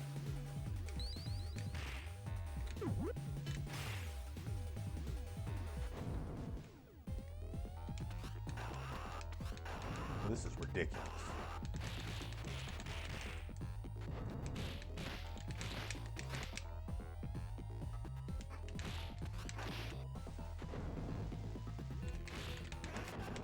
Ooh, that worked out pretty well. Hope those guys stay dead. Because this jet guy's already enough of a pain in the butt just on his own. Like, he doesn't need help. I think we're good. I gotta say, for playing this on hard, we're doing pretty well. You know, we still have 5 lives. You know, I think I've died, like, what, twice? But I've gotten 2 extra lives. So, I mean, obviously the game is harder, and I think it's just going to be sort of exponential, where I don't think I'll be able to get as far in the game as I would if it was on normal mode. I don't think I've never beaten this game on like 1 credit or whatever. I think I've only beaten it using continue, so I certainly don't think we're going to beat it today. But oh, Barrett Bunny finally got a stream. Well, thanks, man. Thanks for coming. If you whip up a batch of chocolate chip cookies, it'll be a smash hit. Well, who doesn't like chocolate chip cookies? You want to see more about cycling? I don't really know what I would say about cycling, really. Yeah, Travis, it sucks, but pause. It sucks, but we weren't really that far in the game. So what I'm just going to do, maybe later tonight or whatever, is I'm just going to play the game to get us back to that level, or to, you know, where the save game was, because I really want to play that game some more with you guys. So what else we got? Am I going to buy the Capcom Beat 'em Up bundle? Nah. We talked about that a little bit last night, but the main game I'd want on there is Final Fight, and I have Final Fight on the Super Nintendo, the Sega CD, and I have the arcade board back there, so I'm pretty much covered as far as that goes. Why does Axel scream out for his grandpa? He's screaming out Grand Upper for whatever that's worth. Punch Out Arcade. Is that, when you say Punch Out Arcade, do you mean the original Punch Out arcade version? Because that'd be cool. I used to play that when I was a kid. Dump and Chase says grilling equals beer with him. I think for most people, if when you're grilling, you want a beer in your hand. So Trader Joe's peppermint patties are so good. Yeah, they are. Ooh, you know, one of Trader Joe's best things, if you can get it, I haven't seen it like maybe in the last couple of years, but you know, they have their Joe-Joe's, right? No, Joe-Joe's are the Cheerios. They have Joe-Joe's. And Trader Joe's Joe-Joe's are like their version of Oreos. And then at Christmas, they have peppermint Joe-Joe's, which are really good because it's like peppermint in the cream filling. But sometimes they have peppermint Joe-Joe ice cream. So that's like cookies and cream ice cream and peppermint ice cream put together. And those are 2 of my favorite ice creams. So that's awesome. Trader Jose, that's racist. Well, they just have like, you know, I mean, I know that sort of things are changing where you can't say things you used to be. And some of this stuff that Trader Joe's names their stuff kind of makes me raise my eyebrow a little bit. Not because it bothers me, but just because it's like, I don't know if you can still get away with saying that, you know, like these days. Beer and grill and brats or burgers is awesome. Yeah, for sure. This is a good SoR2 run. Yeah, I'm doing okay, I guess. Buy the Switch so you can play in bed. Why? I mean, yeah, I play handhelds. I just usually have my iPad if I'm playing in bed. So, dump it. If you're asking me what T-shirt size I am, I'm a large. If you want to trade T-shirts, I don't know. If you're an extra large, I'll happily trade you T-shirts. If you're not, that's the only size I have left. So, Do they make an EverDrive for the Super Nintendo? Do you think it's worth it? Yeah, so for the Super Nintendo, there's the Super EverDrive, but there's also the SD to SNES. So you should just read about both of them. The SD to SNES is quite a bit more expensive, but it has more features than the Super EverDrive. I actually have both. But once I got the SD to SNES, that's all I use. Michael Off Grid says, did you ever turn a CRT on its side to play a shooter in Tate mode? Is it Tate or Tate? Someone tell me. Yeah. If you watch the launch of the Sony PlayStation episode, I did it in that episode. I was playing the Raiden collection in Tate mode. But, I mean, otherwise don't watch that episode because it's not very good. Has anyone tried Trader Joe's, I don't even know how to say that, Shug sauce? No, I never even heard of it. Strikers 1945 is definitely fun. Hey, Chris, do you always play retro games on your PVM? Do you ever use a modern flat screen? Yeah, I usually use a PVM. So, well, I showed this one time, but I'll show this again for you, Vinny. This is pretty cool. So, I have to move the webcam to show you, though. So, we've got, this is going to be a little bit nausea-inducing, but so you see the Genesis is down here, and then the Genesis goes, well, it goes into this PVM, and then it goes up in, it comes out of the PVM and goes into an OSSC upscaler. There's some stickers, by the way. And it comes out of the upscaler and goes into that StarTech device, and then that's how I'm able to stream it. So the game image is actually on both screens. But I don't usually play on a flat screen. I do sometimes. Upstairs in like my home office or whatever you want to call it, I have a FrameMeister hooked up to my my big monitor up there, because that's usually how I record gameplay footage for the show. Because this is a relatively new setup, so I'm just starting to use this. But I like it both ways. I just happen to have a bunch of CRTs, so I use that. But I mean, if you have like an OSSC or a FrameMeister or whatever, they look great on a flat screen, so there's nothing wrong with playing games that way, for sure. What else we got here? Yeah, you're not ranting, Huey. Don't worry. Tommy, thanks very much. I really appreciate that. You know, you're kind of throwing me off because you're two kings on YouTube, but aren't you like one kings on Twitter, or am I getting that wrong? I just saw that today, and I was looking like it. I got confused. I'm easily confused. So, Eric, DM Wing wants to know, what do you use for a webcam for your streams? What is this thing? It's a Logitech. It's like the. Sorry, that must look terrible. I'm just trying to find the model number. It's a Logitech 1080p webcam. It's whatever. There's like the current one, and then this is like the model that's one thing back, because I got it for like $50. I can't remember the model number of it, but it's the one that sells on Amazon for like $50, and it's pretty good. And for some reason, OBS always sees it as a standard definition camera, and so like that's why this screen is in 4:3, is because it's displaying it in standard definition. But I just figured I'm shrunk down so small in the corner of the screen that it doesn't matter, and the fact that it's in 4:3 makes it fit into my layout better, so I don't ever change it. But it is actually a 1080p webcam, so it's pretty good. All right, back to the thing here. Jeremy Parrish is making a holder for the Switch in vertical mode. It's funny you mentioned that, only because I was listening to an episode of Retronauts today where he brought that up. Because they were talking about old Namco arcade games, and somebody was making the point that vertical holder would be great for playing games like Pac-Man, which is true.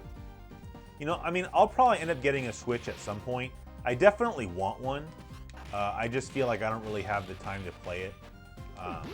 But I don't. Maybe if I use it on the show or something, then that would be like an excuse to buy it. You know, like I've used my PS4 once because I did that live stream with the Sega collection, which I'm sorry, I noticed up there somebody asked if we were playing the Sega Collection on the PS4, but I mean, as you just saw, no, we're playing it on original hardware. But anyway, yeah. So I was saying, like, the Wii U, like, I never really wanted a Wii U. It just didn't really interest me that much, and I kind of feel like the Switch is almost like what the Wii U was supposed to be, you know, with its little whatever tablet controller thing, you know. But it like, everybody saw that and thought that you were going to be able to play games on just the tablet. And I guess maybe there were some games that you could, I'm not really sure, but it seems like people were thinking that they were going to be able to really use the tablet as a standalone device, and that didn't really turn out to be the case for the most part. But, you know, with the Switch, obviously you can. So, you know, whether that was already pre-planned by Nintendo or if the Switch came out of customer feedback, I don't know, but it really seems like it came out of customer feedback. In which case, you really have to give some props to Nintendo for listening to gamers.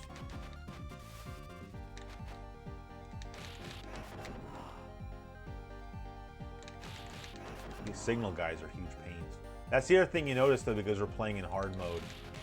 The amount of health these guys have is crazy. Like, it's almost like boss level. Except obviously, I mean, they're not as hard to fight as a boss would be.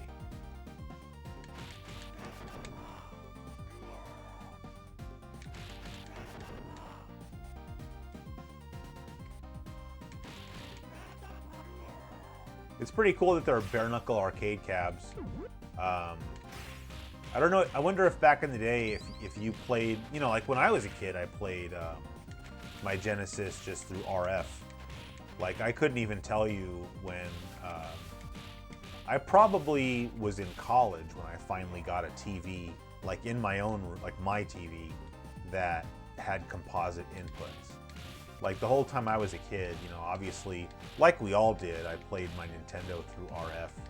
And then when I got my Genesis, I just played that through RF. Of course, you know, the Nintendo, you could just use a standard set of RCA cables to hook up your Nintendo with composite video. But with the Genesis, you had to have, you had to buy a special cable because it didn't come with the system. Maybe it did later. I don't know. I mean, I don't know if anybody can chime in. I never had like a Model 2 Genesis or anything like that back in the day. When I got my Genesis, it was still the high definition graphics Model 1, but it was the one that came bundled with Sonic. And then the Genesis I have now, well, I have two Genesis systems now, but like the box system I have is like a I always say it's a launch model. I can't actually really say if it's a launch model, but it's the original version that still had Altered Beast in it.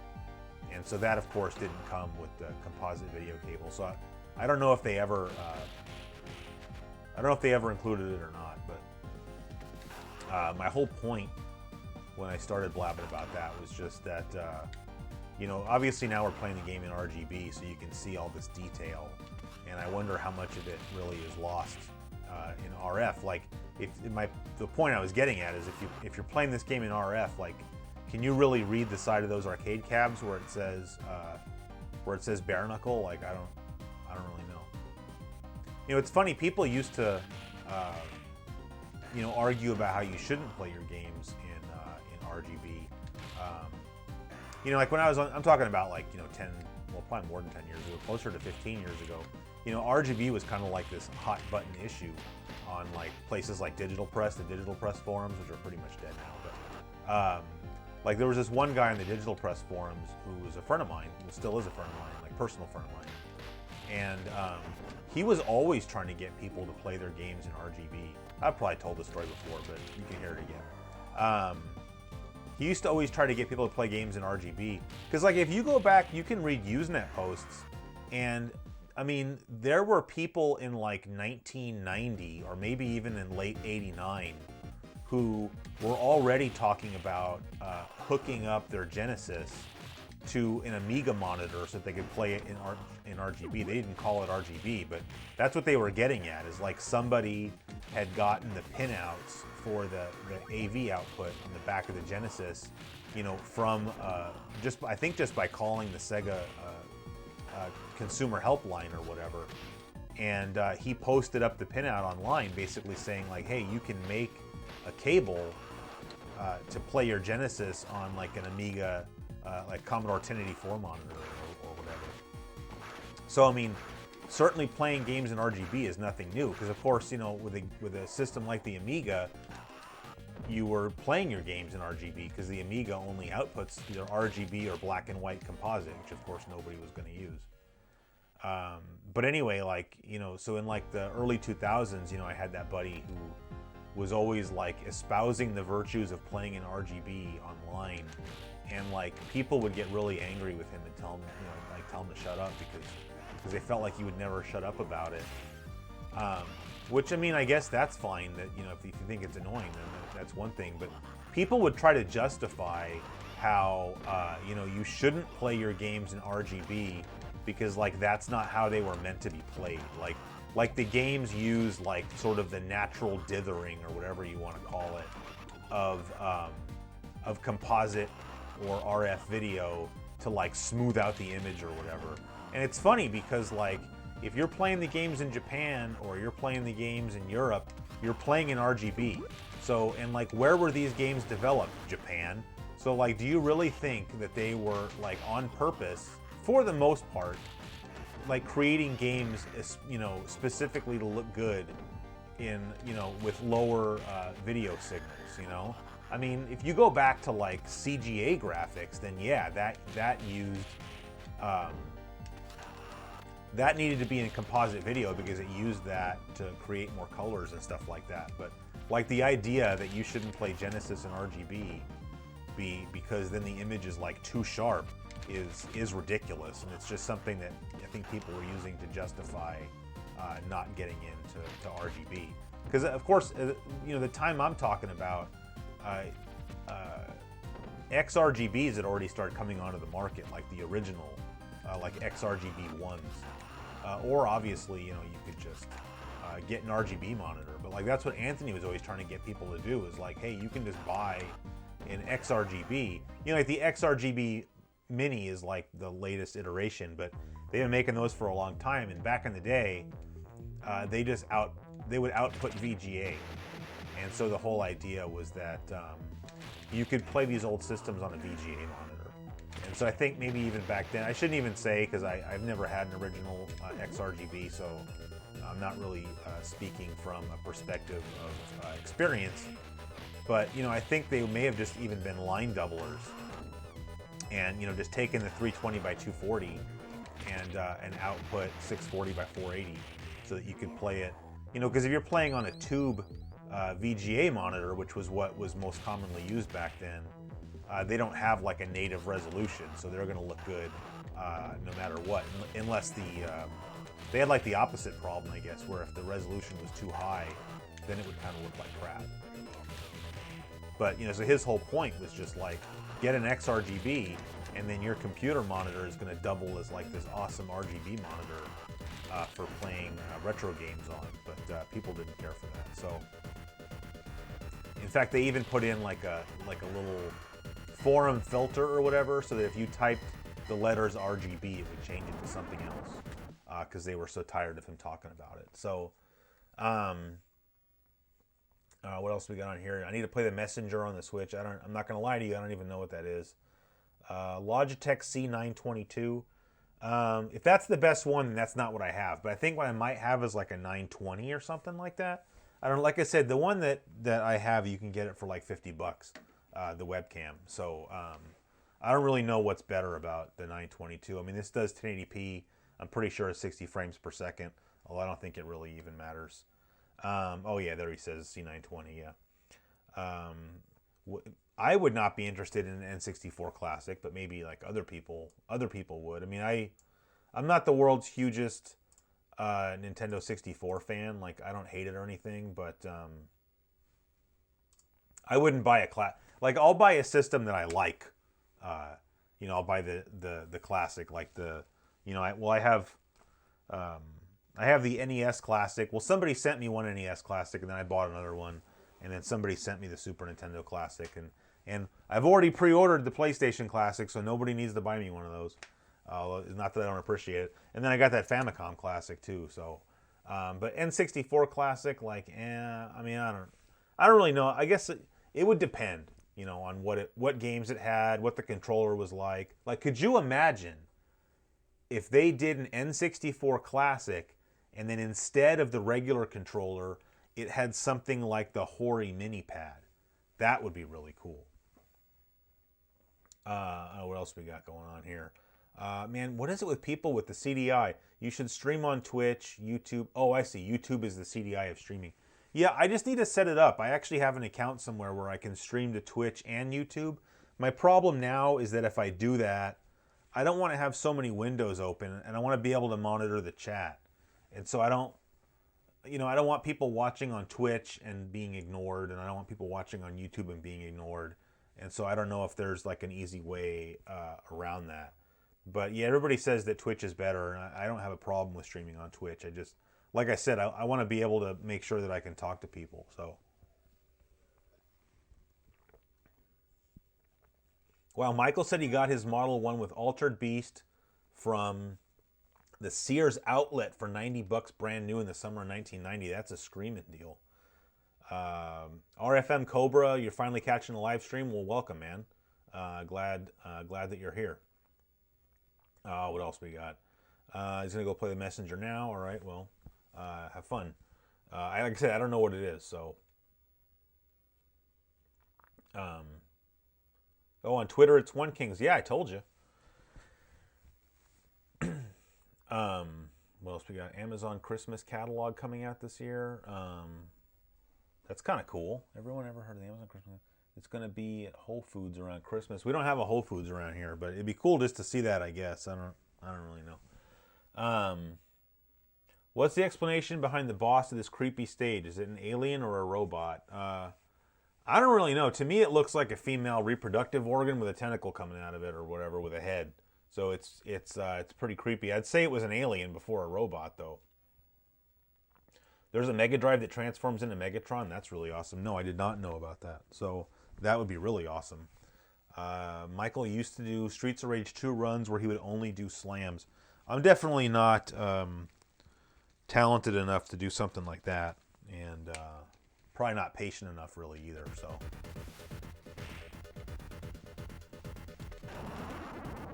Oh man, speaking of that boss, you can hear him in the background.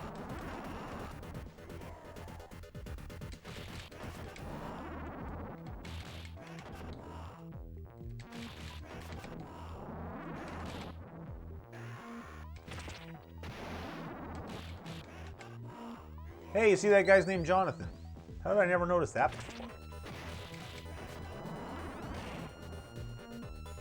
You and your slide tackles. I don't know if they're going to make this boss harder. This boss usually isn't too bad if you just do this kind of kick to it.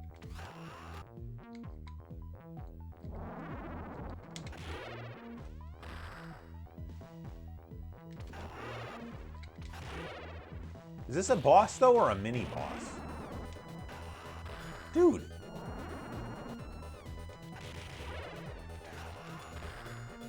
I'm kicking him, right? So I'm just saying, after the head comes off, look, it looks like a female... I'm not trying to be dirty. I'm just saying. Come on. Take your medicine. Right in the head. Sucks there's like no way to duck or anything, you know?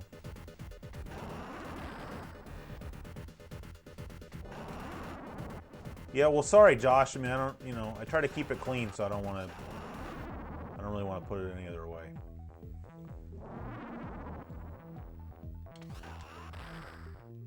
Maybe just doing it a little bit too early. Works better if you do it that way. And then you got me, though. One more. There we go. Like, turn your head upside down. There it is.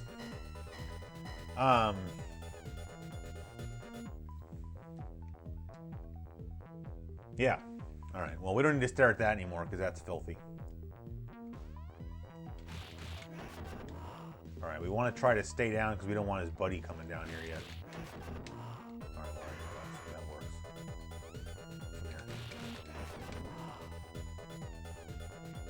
And isn't the Blanca ripoff coming up soon? There's that guy that looks like Blanca. Oh, yeah, there he is. All right, so we don't want to eat the turkey yet. So this guy usually causes problems for me in just, you know, normal difficulty mode. So this could get ugly. I'm just saying this has the potential for ugly. Just take that now.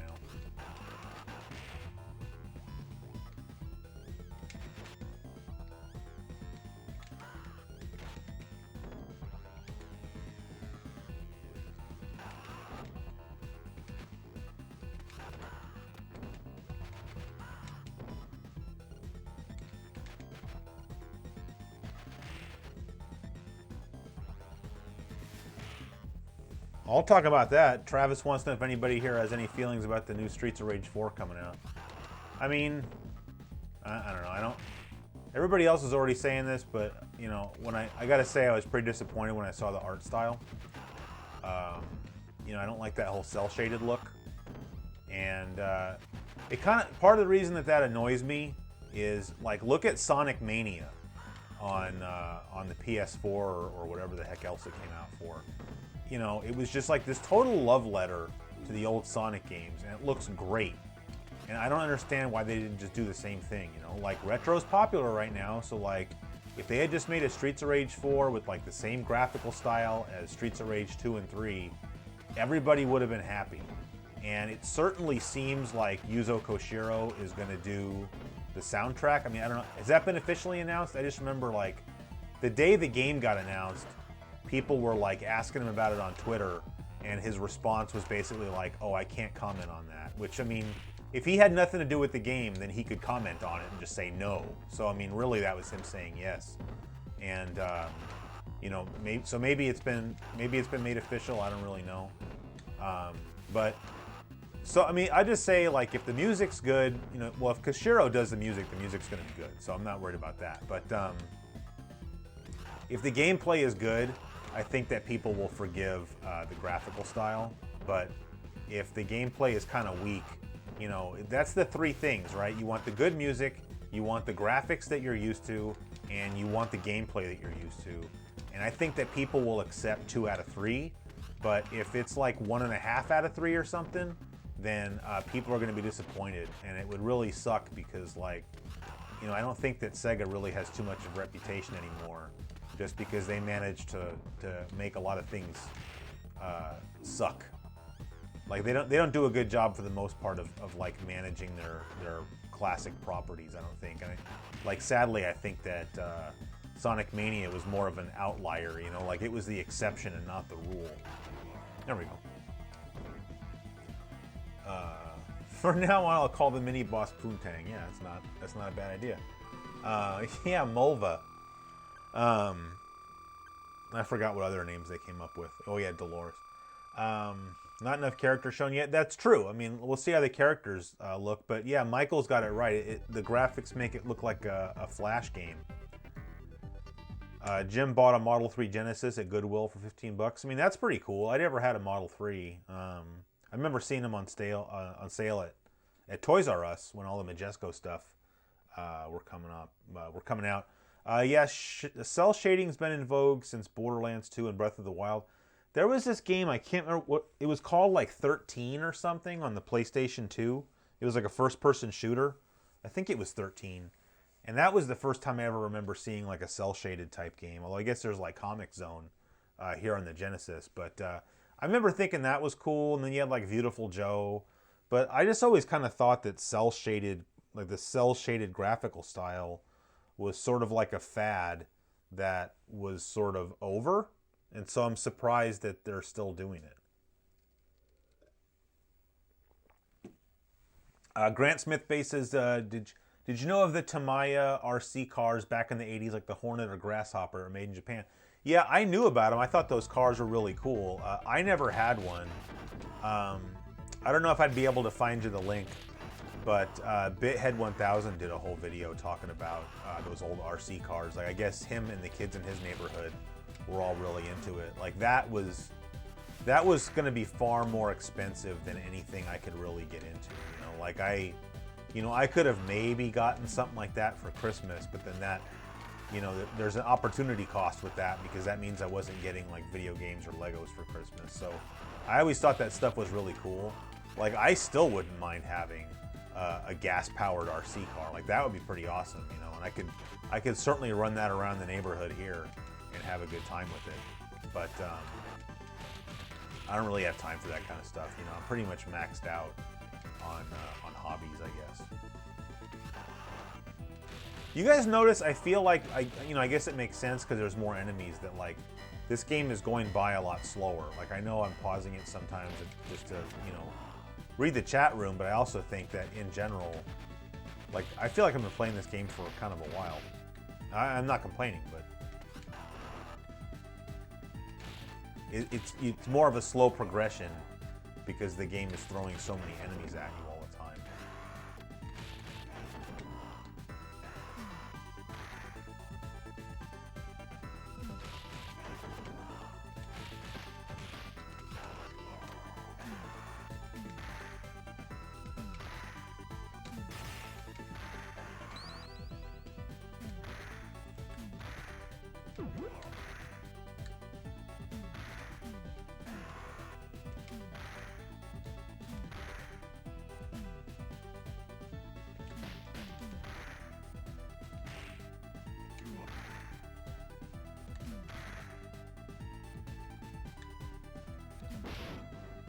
You guys got some reach.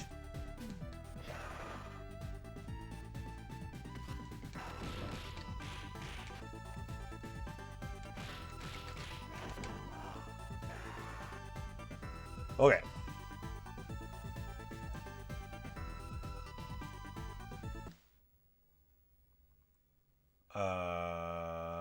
The Cell Shade game 13 for PS2. Yeah, that's what I'm saying. If I remember correctly, I remember playing a game like that. I could swear it was called 13, yeah, with Roman numerals and everything. I remember it not being too bad of a game, but wasn't it on PS2? I think I might have played it on PC now that I think about it, but I'm pretty sure it came out on the consoles.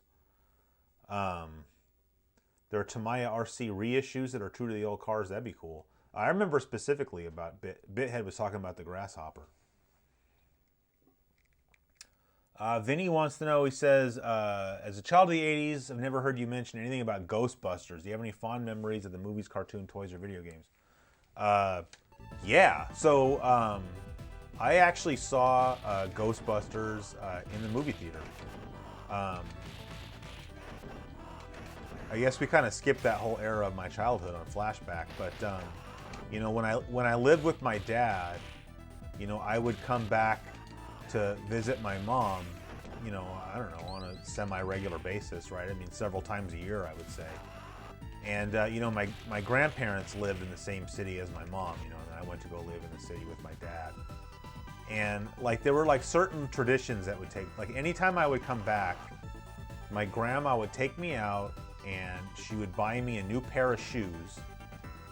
Because, you know, I was a kid and I was growing. And so, like, pretty much any time I would see her, like, my shoes would be kind of maybe a little bit ratty because I played outside all the time. And I usually needed shoes that were like a size up. And so she would take me out and buy me sneakers. So it was funny, like, I always had pretty good sneakers when I was a kid. Like she never bought my clothes. And so, you know, I was kind of stuck with whatever my dad, you know, would go get for me, which usually wasn't like, you know, quote unquote cool clothes. But I usually had, like, you know, like some Nike Airs or some Vans or some pretty cool shoes. So she'd always take me out to get shoes, and she would always take me to the movies. And so, you know, I saw a lot of iconic 80s movies that way, and probably none more iconic than Ghostbusters. And the first Ghostbusters is still one of my favorite movies, definitely one of my favorite 80s movies. You know, seeing it in the movie theater. I did watch the cartoon, The Real Ghostbusters, and I like that too. And then, for some reason, I have like this cool memory of like one night, you know, this would have been several years later. This would have been like maybe 1989. They showed Ghostbusters on TV. And, you know, I'm sure some of you guys must have done this. You know, this was, you know, in the era when we all still had VCRs. And so I would often record, you know, stuff on TV, right? Like I used to record episodes of Star Trek on Star Trek Next Generation on TV. Or if they were showing a movie on TV that I liked and I wanted to have a copy of it, you know, rather than trying to go buy the VHS or something, because that'd be like, you know, $20 or something. I'd record it off a TV, you know, right? But then you'd sit there and, you know, because you only had like a 2-hour tape or whatever, you know, and they would, of course, make the movie take like 2.5 hours so they could like show a bunch of commercials. And so you'd sit there with the remote control, and every time it would go to a commercial break, you'd hit the pause button. And then you'd have to remember to unpause the recording when the commercial ended. And a lot of times you'd forget to do that. And then, you know, it would be like a minute into the movie and you'd be like, oh no, and you'd hit pause to start the recording again. But so you'd end up with this recording that, you know, had like these little breaks in it or whatever. But, you know, back then we didn't really care. I mean, it was like recording songs off of the radio. Like you knew you were going to have to deal with the fact that the DJ was interrupting the music or whatever, or it was cut off. And like you wouldn't care. Like I used to make recordings of the radio. Like I would just stick a tape in my little, you know, miniature boombox and just record the radio for like 45 minutes and then flip the tape and record it for 45 more minutes. And then of course you could use that to make a mixtape, you know, to just get the songs out. Or, you know, I used to just listen to the tape, you know, just as it was. But so yeah, oh, and then so another memory. It's funny, I was just thinking about this today because I was thinking about bringing it up on Flashback. I was thinking about actually that whole recording shit off the radio stuff too, but sorry I said the S word. But I don't mean, how am I going to talk about that on Flashback? But anyway, it was the summer of 1990. I went to go visit my aunt, and for some reason I stayed with her for like a whole month. And she had the VHS tape of Ghostbusters 2. And for some reason, so she would still have to go to work during the day, and my uncle as well. And so I would have to stay home at her house all day just alone. And it was weird because, like, I mean, I didn't know anybody because she lived way down in like the LA area. Like, I didn't really know anybody or have anywhere to go. And so, but I kind of didn't want to come home just because, like, at least that way I was hanging out with my aunt, who, like, I mean, I always loved my aunt. So, so I ended up staying there for like a month. And she had the VHS tape of Ghostbusters 2. And, like, I am not kidding you when I say I would watch that movie like 3 or 4 times a day because I had nothing else to do. I mean, this was, of course, before the internet. I don't think I brought any video games with me. Like, I might have brought my Game Boy, but I definitely didn't bring my Nintendo. And I didn't have a Genesis yet because this was only in 1990. And I don't even remember if she had cable television. And so I used to just sit there and, like, you know, Ghostbusters 2, like the movie would end and I would just like hit the rewind button and I would just watch it again. Like, so it's funny, everybody talks about how Ghostbusters 2 is not really that great of a movie, but like I have, like, you know, some nostalgic love for Ghostbusters 2 just because I watched it so many times. But which is funny because I've probably only watched it like once or twice since then because I got my lifetime's worth of Ghostbusters 2 viewings out of the way over the course of, like, you know, 3 weeks or a month or something. As far as the toys go, I never really had any Ghostbusters toys. I don't know if I ever had any at all. I remember thinking that they were cool, but I don't know, you know, like I didn't have, outside of Legos, I don't really feel like I had a lot of toys when I was a kid.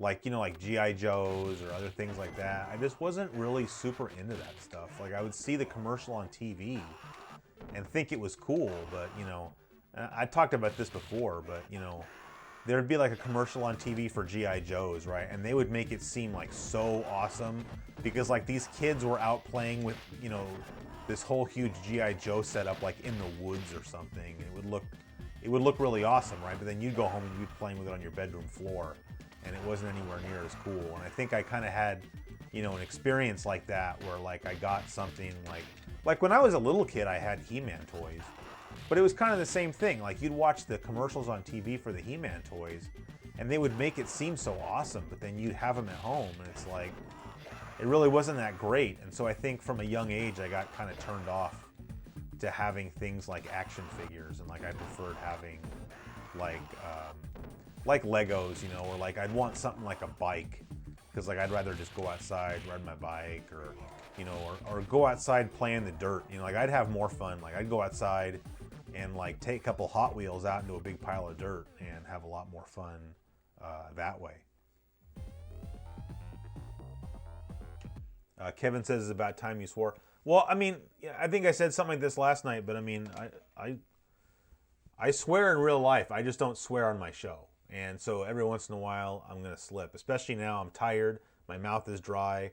I've been streaming for 2 hours. So slip-ups are going to happen. Going way back up, Jim Cole wants to know what's my favorite episode of Star Trek The Next Generation. I don't know if I can pick one. One of my favorite episodes is Time's Arrow, which was a 2-parter. That's when they go back in time to like 1800 San Francisco. That one's really awesome. The Inner Light is really awesome. That's where he gets, you know, transported to that planet and he's not Captain Picard anymore. That's when he plays the flute. That one's really good. But I'll tell you, the best episode of Star Trek The Next Generation ever made was Darmok. Look it up. Next, what do we got? Latchkey Kid? Yeah, I was a Latchkey Kid. Ninja Master says that's sad. Are you talking about the Ghostbusters 2 thing? Because, yeah, like I said, I think Ghostbusters 2 is pretty good. People crap all over it. Reza says in 1990, daytime TV sucked. It really did, and you're right. You had like The Price is Right. You had like the daytime game shows. You had talk shows, and then there would be like one channel in my my area. It was like the Fox affiliate, but before Fox was like an all-day thing, that would show like old sitcoms that weren't really all that good, like Mama's Family and stuff like Matlock or In the Heat of the Night. So it was kind of funny, you know, staying home sick when you were a kid wasn't really all that great because there was nothing good on TV. So, you know, hopefully you had some video games to play. Remember all the G.I. Joe vehicles? I had one of the G.I. Joe vehicles. I can't remember which one. Yesterday's Enterprise was pretty good. Did I ever watch original Battlestar Galactica? No.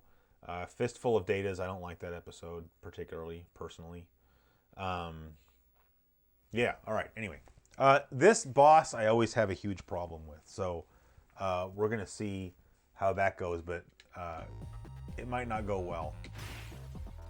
Although I could swear I looked up like how to beat this guy, and it ended up that it wasn't even really that hard, and that I just don't know how to do it right. Like not getting anywhere near him, I think is like tip number one. I think just doing this jump kick or something. Like this is working pretty well. Look how much health he has. He has 4 stars. That's ridiculous.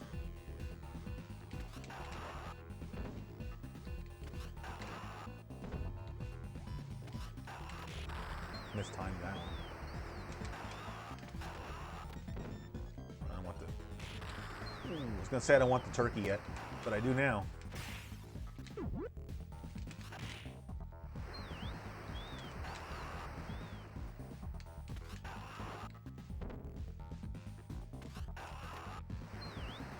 Someone says any episode where the holodeck took over the Enterprise was weak. I don't know. There was like that. There was those 2 episodes with like Dr. Moriarty or whatever from Sherlock Holmes. I thought those were pretty good episodes, personally.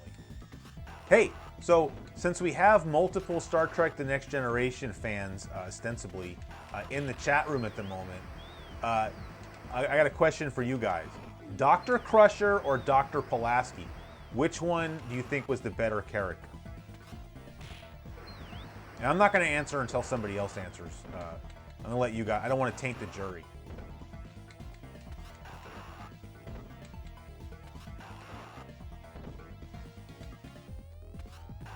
Uh-oh. Oh, there we go.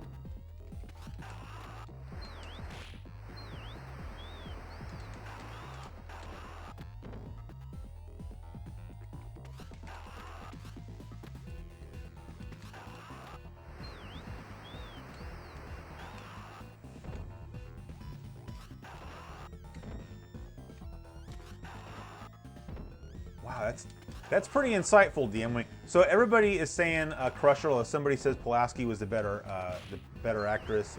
Doc Vector's the only one that says Pulaski. I always thought that Pulaski. What? No, hold on. I did not always think that. So when I was a kid, I liked Dr. Crusher better. I, for some reason, didn't like Dr. Pulaski. It's kind of the same thing like Cheers, right? Because I used to watch Cheers when I was a kid. I used to hate the character of Diane. And I liked Rebecca way better. And now as an adult, I feel the exact opposite. Like, Rebecca is such a two-dimensional character. And I don't know, so I kind of feel the same way. Like, I think that ultimately Dr. Pulaski's the better character. But then DM Wing says that she was a blatant McCoy clone. And I never thought about that, but man, I think you just hit the nail on the head saying that.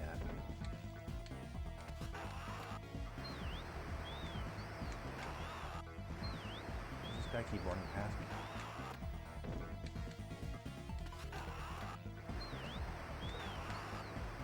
Sorry, I know this is taking a while, but yeah, Rebecca was so hot. Yeah, Rebecca was really hot. Or at least the first couple of seasons, Rebecca was pretty hot.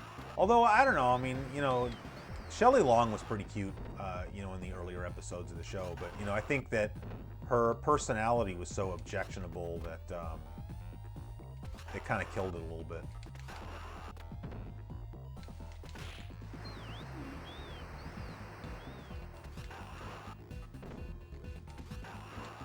Yeah, 7 of 9. Yeah, I never watched.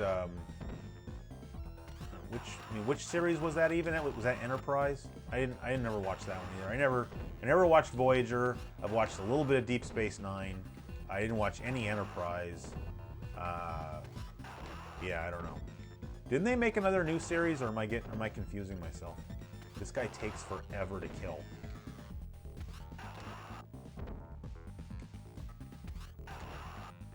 You learn to appreciate Shelley Long as you got older. Yeah, I don't know what it is. I think that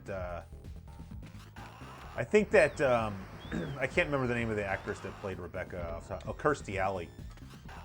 I think she had more of that like stereotypical '90s beauty going on, and maybe more so than Shelley Long. But yeah, now looking back on it, I mean, you know, she was pretty cute. Oh yeah, Discovery. No, I haven't watched. Was it any good? There we go. We got him. I haven't not watched Discovery. I don't even know if it's good. I do like the new movies though. We talked about that last night, but yeah. You always liked the suit coat that Crusher wore. Yeah, that was pretty cool. You know what? Speaking of coats, I always liked the jacket that Captain Picard wore in the later episodes, where he had like the gray shirt, and then had the like he had the maroon jacket, but it was like some kind of little like zip-up job or whatever. That was pretty awesome.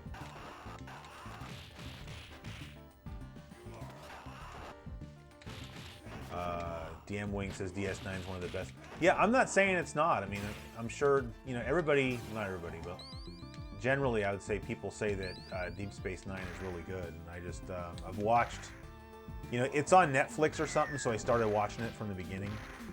And for whatever reason, I just stopped. I think not because I don't like it, but if I'm going to binge watch something like that, it's going to be kind of hard because that's not something that my wife is probably going to watch with me. And if I was going to binge watch a show, I would prefer it to be something that her and I could watch together.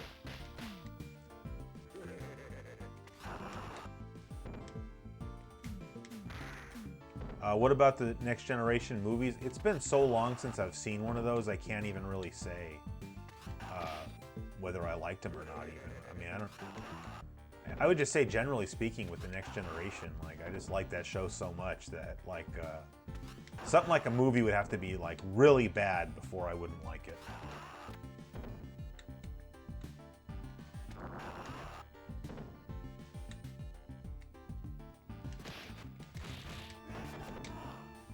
I'm gonna try to get a little bit more aggressive just because this whole jump kicking thing just doesn't take off. Doesn't take off enough health. And things are starting to kind of slow down to a crawl.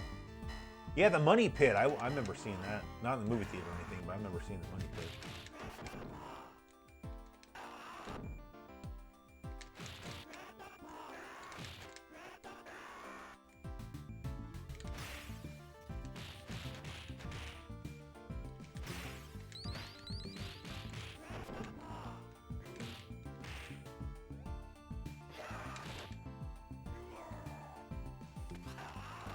Hey Corey, what's up?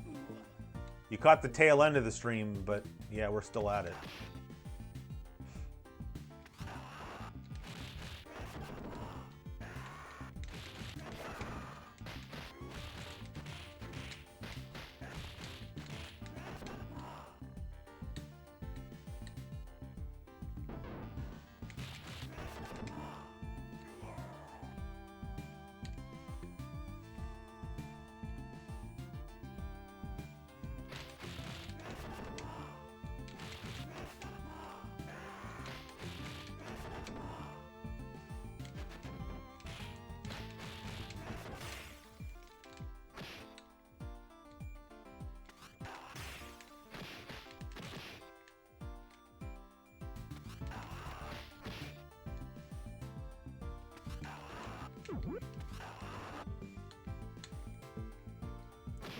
Should try to kill these guys before that boss or mini boss or whatever kind of gets started. I think I'm really gonna be creating a bad situation for myself. Oop, too late.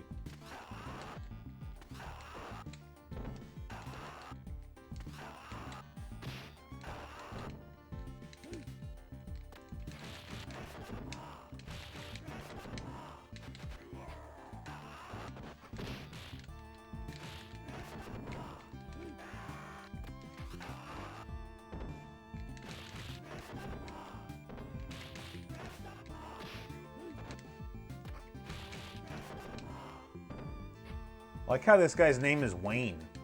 Like everybody in this game has like, you know, not everybody, but a lot of these guys have like really weird names, you know, like the Signal guys or whatever. And this guy's just like Wayne. Like that's like your mailman's name.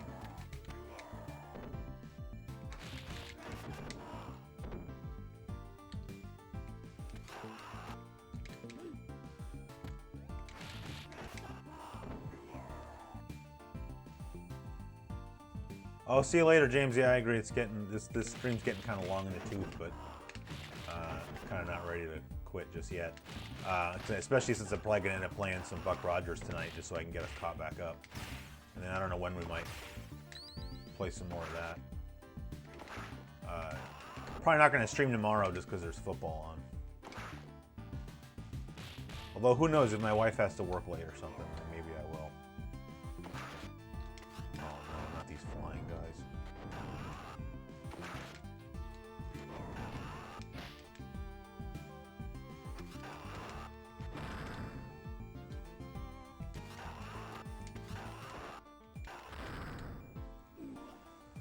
There's just like too many dudes on the screen at once, you know?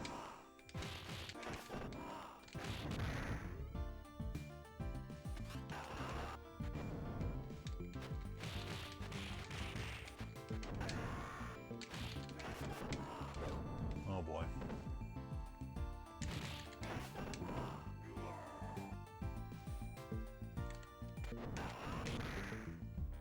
I was hoping I'd get like a twofer there.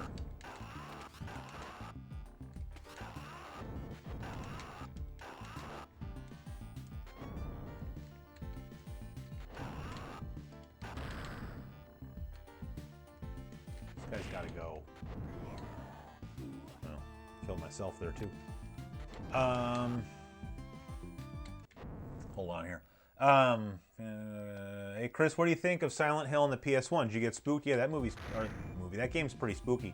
I remember when I got that game, actually. I could swear I told the story already, but I remember getting that game. It was in the fall because I remember that my buddy came over to my house and we were playing some of that Silent Hill game.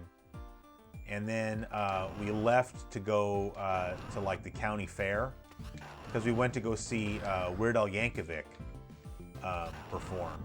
And you know, it's one of those days that kind of just sticks out in your mind. Like I just remember, you know, I remember playing Silent Hill and it being spooky, and then you know, us all piling into his car. Another friend of his came with us too, you know, and like we all went down there and watched Weird Al, and then, you know, ate corn dogs.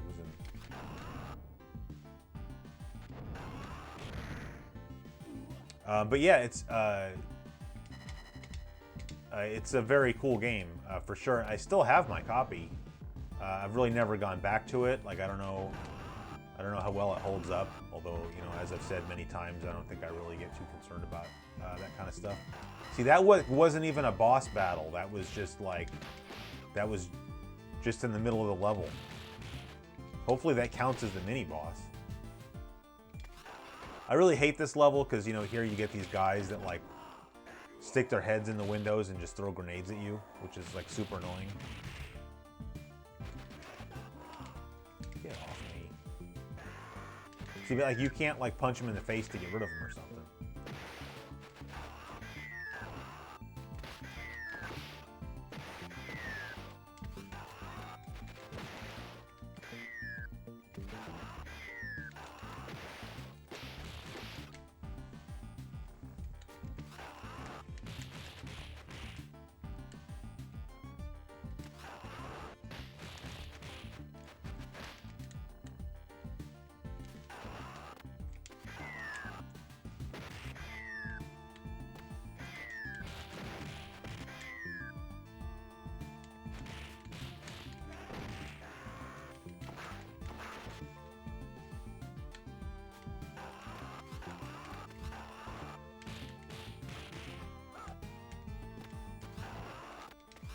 So I'm not talking much, but there's so many dudes on the screen, I feel like I have to concentrate.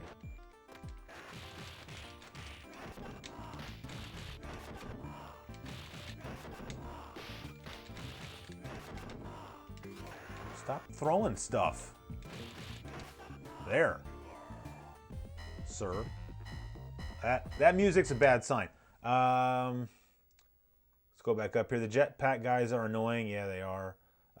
Vinny says, I love watching you play video games if come to your house and watch and play if we were kids. Yeah, I mean, that's kind of like what I try to do with this, is it's just like, you know, like I was saying earlier, you know, I just try to, when we play, it's like if you guys were sitting here in a room with me and we were just talking about games while we were playing. So that's why I don't, you know, I'm not going to try to scream and overreact, because like if you went to somebody's house, like, hey man, come over and play games, right? And it was just the two of you and you're sitting there on the couch, right? And you're playing, and then the guy was like overreacting to everything, you'd be like, dude, what's wrong with you? So I don't understand why that kind of behavior is attractive to so many people online. Because like, would they think it was cool if the person was doing it next to them? Maybe they would. I don't really know. So I'm not trying to judge. You know, people like whatever they like. Kevin C says, has anybody ever played the Time Splitters games? You know, I got my PS2 at launch. And I didn't get Time Splitters on launch day, but I got it, I don't know, launch month or something. I ended up, I mean, I'm not proud of this because I did a little bit of flipping, but, you know, I got my PS2 on launch day, and then maybe like a few weeks later, I happened to be in a KB Toys. And I don't know if you guys remember this, but, you know, because the PS2 is in such short supply, stores would make you buy like 4 games with the system. So like the system was $300, but then you'd have to lay out like $500 because they'd make you buy 4 games. And so I ended up doing that. I bought another system, and I ended up just selling it in the newspaper. And that was before Craigslist, obviously. And I don't remember all 4 of the games I got with it, but 2 of them were Madden, whatever the Madden game was. What was that, like Madden 2001, I guess? And another one was Time Splitters, and I kept the game, so I played that one a little bit. But one thing about the original Time Splitters was, you know, it was obviously meant to be a multiplayer, like, deathmatch game, but the game was single player only, so it was a little bit stupid, but it was still fun to play. Ice-T says maybe I should do a playthrough of Silent Hill on Halloween. It'd be cool to do a Halloween live stream. I wouldn't be able to do it on Halloween because we give out candy, but, you know, maybe we could do like a Halloween themed stream you know, some other day, Halloween week or something. Did you ever trade games through video game magazine ads?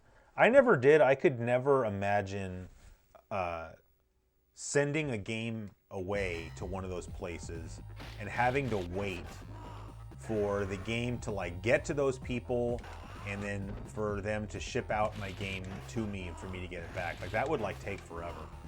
And like where I grew up, we had a store like that. In fact, it was one of the stores that used to advertise in the back of you know, like EGM and GamePro and whatnot. And so I would just get on my bike, like if I had some games I didn't want anymore, you know, which didn't happen too often, but you know, I would get on my bike and just go down to that store and just try to trade in a couple Nintendo games, and then you know, maybe try to score you know, a decently priced used game from them. Like I remember for sure getting the original Final Fantasy from them, although I remember that I didn't get it with the manual. And so I had like no idea what to do.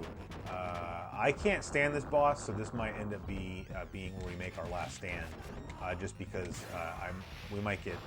I could easily see losing 3 lives right here. I mean, I got that boss who already gives me a hard time, and then I got this, you know, fire-breathing fat guy here. So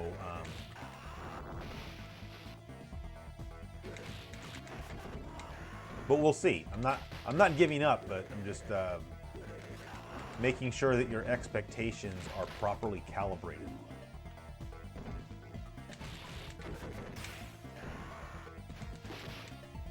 Wow, he really wound up before you.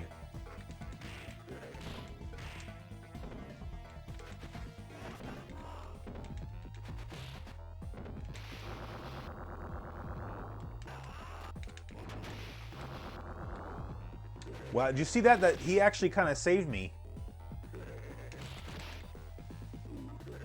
Can't get to the turkey.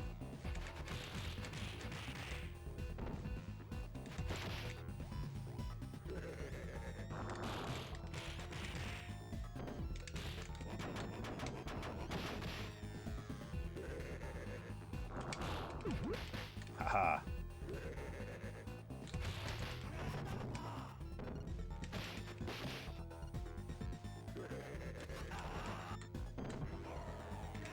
Yeah, I mean, I could do it on like Halloween Eve probably, so that would be like, you know, oh boy, you know, like on October 30th or something. Oh, it's game over.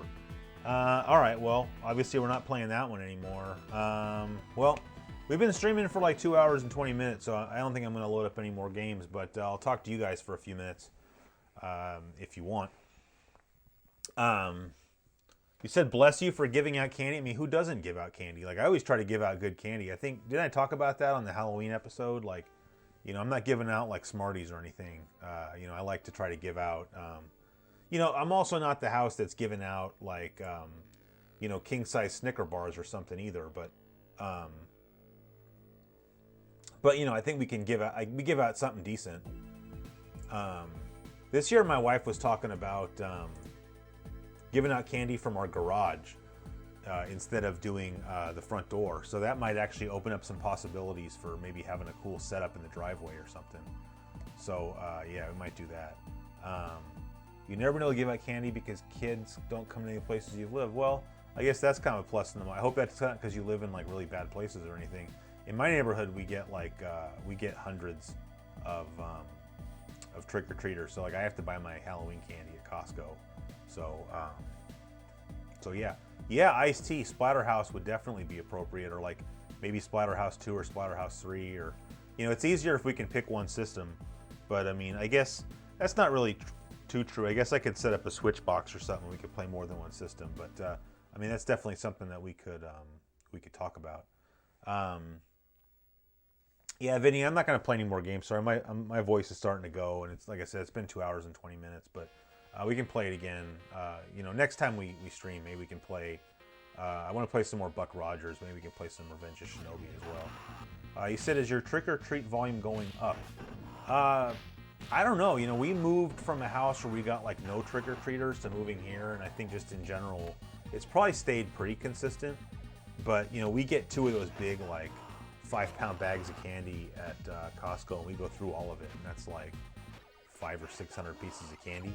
And you know, I give out just 1 or 2 pieces to each kid. So I mean, that's a lot of kids that are coming to the door. So you like the boxes of dots when you were a kid? We didn't really get too many of those.